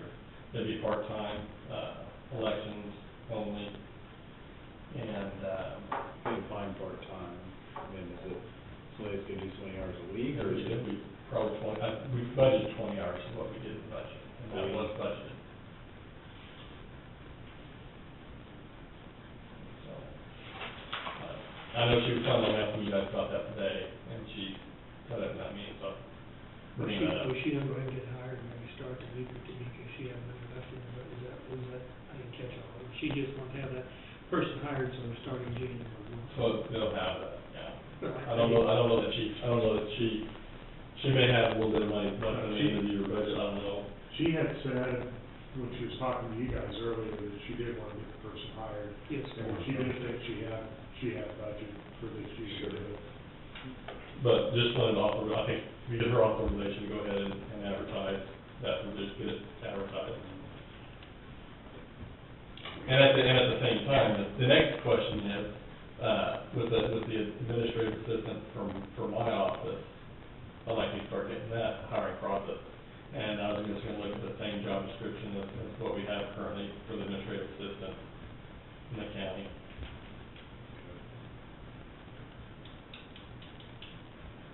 Yeah, it's time, because if you post it 2-3 weeks, it doesn't give you a lot of time, so. Because, you know, depending upon who that individual is, and looking at the training format that's coming up with the CIC, it's gonna be pretty important that we have that person in here no later than mid-January, because that's when the servers are gonna come online with the new training and stuff, and that training really takes off in mid-January. I just want to get the okay to go ahead and advertise that position. I think you probably say yes to both, I also she would like that she's see how much of the work we're going to take off the position before she's hired. There's gonna be workload taken away, but I think especially next year, she's probably going to be overwhelmed with, some things in her office. Just from what I've seen in 5 days, it'll be. That's always what there's a little bit of resistance here, so I don't know. But this position is being funded out of elections, but I think they'll probably have time where they will maybe do some of the other stuff too. Whatever I can really do. Yeah, The question is, As long as she knows, like, we can't, beyond 2014, we're not gonna guarantee that part-time position is gonna be there. right, we're going to let know. Probably evaluate that pretty close, because I'll be with her about it too. with the reduction in duties, I mean. And this first year is really gonna be tricky with defining the duties and parameters and how things are gonna flow. It's gonna be, and that's why it'd be nice if we, had good cooperation.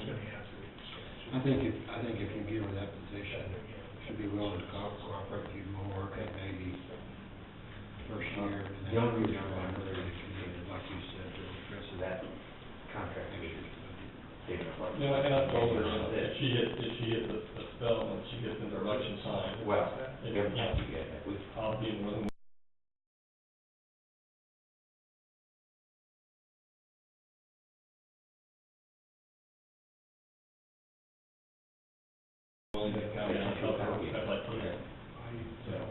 It's always election officers are always in a point of position. I'll forward it to you.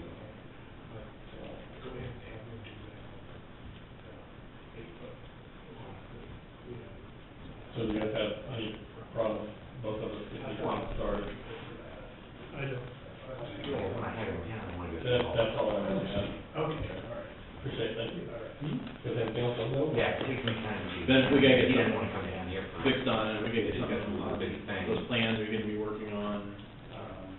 I got a message back from Mike, he does not think the Plan F is an option. He still has to check with somebody, but he does. Okay, because I thought I forwarded the contract to you. I have a hard copy. The Medicare, I did give you a copy of over it. to you with the HSA plans, and that's the IRS, that's not.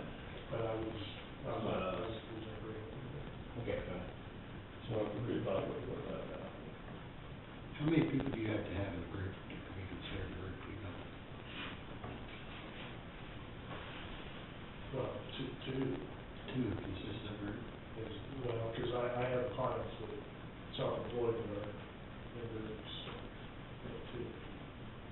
But I think their premiums are high. Yeah, I'm not sure if he's saying that from a group perspective, or if he's saying that from a legality perspective, about our exit rules and stuff. But he was gonna check on that and get back to me. His initial thing was to get that work. Well, that's something we'll still pursue, we'll try to have an answer by Tuesday. Yeah, I think. Running out of time. We gave you, we had a little discussion last week about county surveyor and contract for that. Do we need to do any more discussion or some more information we need? We need one. We need a surveyor, we don't, we have a surveyor appointed, we just don't have any, ain't gonna be agreement on compensation. Guidelines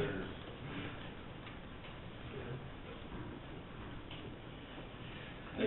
After our discussion last week, I forwarded an email to Pat and also forwarded it to Chris on, how I saw the wording working. It hadn't made it back yet, but I am getting critical because I'm getting down to the end of the year. I've got 4 or 5 properties that I need an opinion on that are clearly incorrect, but I need to know what our county surveyor would say that we should do, whether we need to request additional work on them, or whether we would be within our rights to go ahead and put down what we think they should be. And in order to do that, he doesn't have a contract right now. He usually gets $50 a survey for reviewing them, and he really doesn't have any other agreement with us, so. He strongly suggests probably having a surveyor give us an opinion. Legally, they're the only ones who can render decisions on legal descriptions that are incorrect. They're granted by the Kansas government through statute. Board of Technical Professions. Yeah, the State Board of Technical Professions governs them and essentially gives them the right to make those decisions.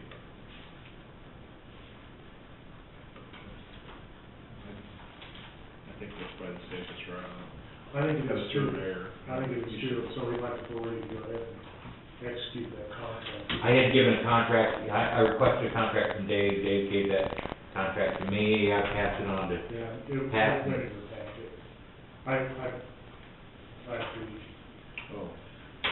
Pat has another issue on the sale of a lot that the county has acquired through the tax sale, and he wants me to get him down here for that, but I hate to bring him down for one thing and not discuss the other four with him.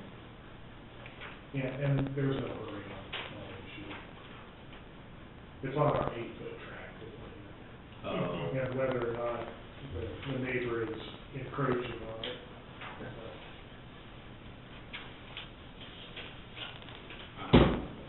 I don't see it in this packet. I mean, does Paul take it back downstairs? I don't know, but we could bring it next. Oh, hold on, what's this? That looks like it, yeah, Is this it? that's it. So $110 a month. And as I said, I think we're talking about, maximum exposure for a year of $5,000. And that gets charged to the person, the property owner, or the? No, we don't have any policy in place for that yet. It's going to come out of, county general, probably. I don't know that where it come out of. The initial discussions I'm needing, we're not talking more than a few hours. It's a pretty minimal situation. It's getting him to sit down and go over each one with me, and I can explain to him what I believe is occurring with them. He's gonna have to see if he needs a little additional research. If I had to estimate, I would think it would be about $1,000 a year, so I don't want to be, if it goes to 1,100, I don't want you mad at me, so. Come back and picture. So Fair there. enough. I so moved. Oh. All in favor, signify by saying aye. Aye. That's for authorization for Clark Land Surveying, PA. Yeah. And anytime you think it's, getting unreasonable, you can terminate it or send me somewhere else to do something else. It's fine. It's just, I wanna clear these matters up, and I've been sitting on them a long time, so I'm trying to get that. Should we get a resolution then, going pretty soon that, because it was the state and not ours, the biggest, that they would be held accountable after we get this first step done? Well, we can, I think that's probably, either the Z word or the subdivision regulation. Yeah, it's gonna get changed. Before we can do that,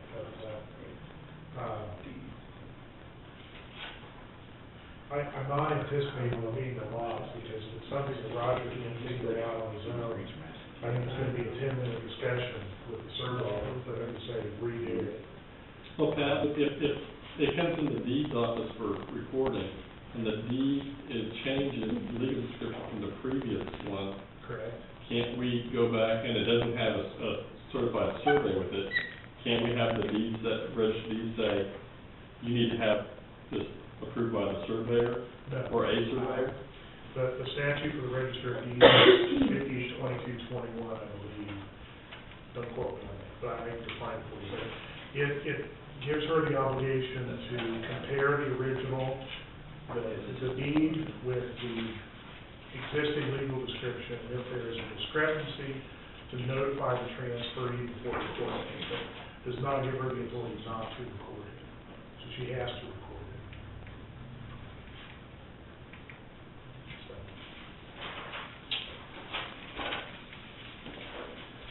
Do we continue to flag that through?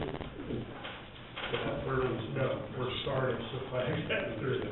We're at the beginning. That's something That's what yeah, I had already discussed the possibility of attaching something to it to clear it up. Thank you. The only thing we had was, we need a resolution on K-74, Pat. I checked with KAC, and there are three other counties that have done that. None of them adopted a resolution. Okay, that was Wes's question about, Uh-huh. for the December 10th, so we do not need a resolution. Yeah, because I was gonna steal from them. Okay, so you just want to relay to Wes that, because he needs to send out notifications of transfer on December 10th. I think we may, Do we need a motion? Yes, that's all they do. Okay. With a motion to accept it, and then, of course, you've got the written contract too, that you signed. Yeah. So, I already approved that, so do we need a motion now to take very few roll? well, I think you already approved it when you did the. Correct. I don't think, no. So we do not need to do it then? Okay. But it'll take place on December. Regulations. Yeah, December 10th, Okay. K-74 highway transfer roll. So then all those applications need to go out. Yes. So what? I've got all that written down, so we'll. Good. Everybody got it ready? At the end of the year. I can remember using. Been building up. Your policy for the day. This is on my emergency. Give me something good, so that I can get a ruling on That's policy. horrible meetings. Oh, that's the original, excuse me. When I get stuff that hasn't close to 20 feet, whether I'm just. Farm land survey. The only thing I mentioned to Chris was maybe being our time associate. You understand, bro. Maybe It's all, my immediate thing is you go there, same time. Whatever we do along the way, whatever.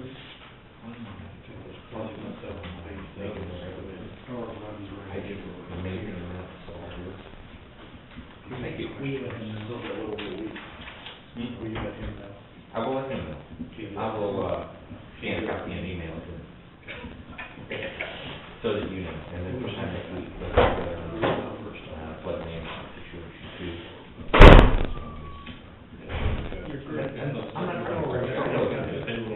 Yeah. That portion is still in, but you have your. I have the start date and what I want to say. Linda's find out, Linda's our head payroll. I forwarded to Pat, I got all that, they sent me the dental, vision, Okay. contract signs, I just sent it. Well, and again, I'm not trying to just review time, I know things are very busy here in front of you. So it's the,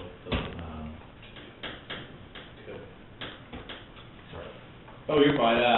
We just had a quick question for Chris. Bill just wanna know, over the next, between now and December sixth, I don't know if it's necessary, but I don't know if there's like additional employee questions about how to sign up stuff on the health plan. I mean, are you available to, I don't even know if Cedar Village or Road Bridge or, you know. I've got, there's a message downstairs for me to call somebody that question, so I'll. Either that or move that date up so you've got 2-3 days to actually look at all the files. We're gonna review them as they come in.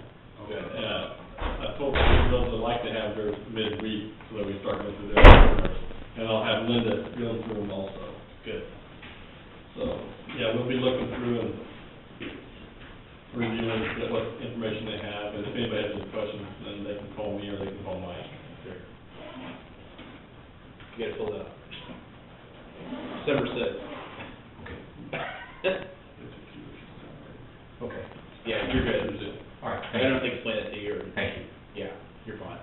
No, it had not been explained yet, so, thank you, appreciate it. Hey, I'll just pull it out again. Okay. Get it back. Oh, all right. Your schedule and check off. Yeah. All right, will do. And anything? And Pat, forward on, they send me like the dental and the vision, just for review. So those, just let me know what you, That's the application. yeah, I believe so. I'll push for I it. see dental, is there a vision? Yeah, it should be like a service, I think I sent two of those to you. You did. Thank you, Pat. Thank you. Thank you very much. Thank you, we appreciate it. Yeah, let's definitely, we should definitely get something drafted up long-term going forward, especially Well, if we can avoid some. And I emailed stuff to Pat, and it's just a matter of getting the details worked out, so, Yeah. appreciate it. Mark, the part that we're waiting on is that the city of Atchison has 3-mile subdivision regulations. Yeah. And I did want to talk with them about, how we want us to handle those. Okay. And I honestly, I don't, I haven't looked at the statute, I'm not sure I really understand the law there, but, I don't know if they just want us to do notice to them when we see a potential violation of that, or if they want us to not process the transfer, if it's an unlawful transfer. The problem is that sometimes these are being transferred, subdivided and transferred, and they're not making any provision for easements. And so, we could end up with landlocked property. Okay. And we don't want to do that. So, the planning not be done now.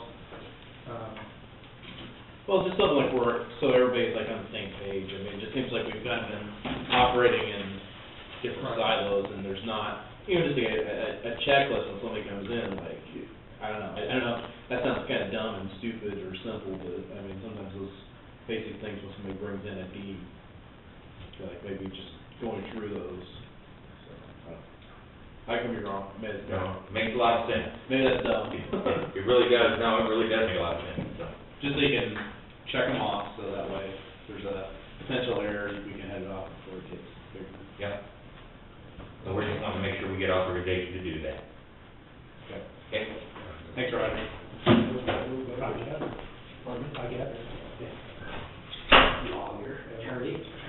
Happy Thanksgiving, Bill. Yes. Happy Thanksgiving. We have to start, we have to let them So I think I'll probably come up, or you guys go. We're about to, Okay. yeah, you probably need to get going. Yeah. Okay. Okay? Is there Yeah, anything else we need this one? I move we adjourn at 4:15. I second that. Okay. All in favor, signify by saying aye. Aye. Oh, on the online stuff. Chris, do we have stuff online on the UOB HSA? We've got a form, do we just go online and do that, or that's all? No, that's all gonna be done by Gallagher. They're gonna create a spreadsheet, I'll have to get everybody to fill out a form and sign something, and then, they'll do all the work. So I think we're equipped, is it like $2.50, something like that, ultimately? It's $2.50, Something like that. He said $1 the other day. Are we paying that, or the employees? I think we were paying. The employees are paying right now. Oh, the employees paying right now. The county does have the option to do what they want. Okay. Oh, we need to stop that. if they already have one, do they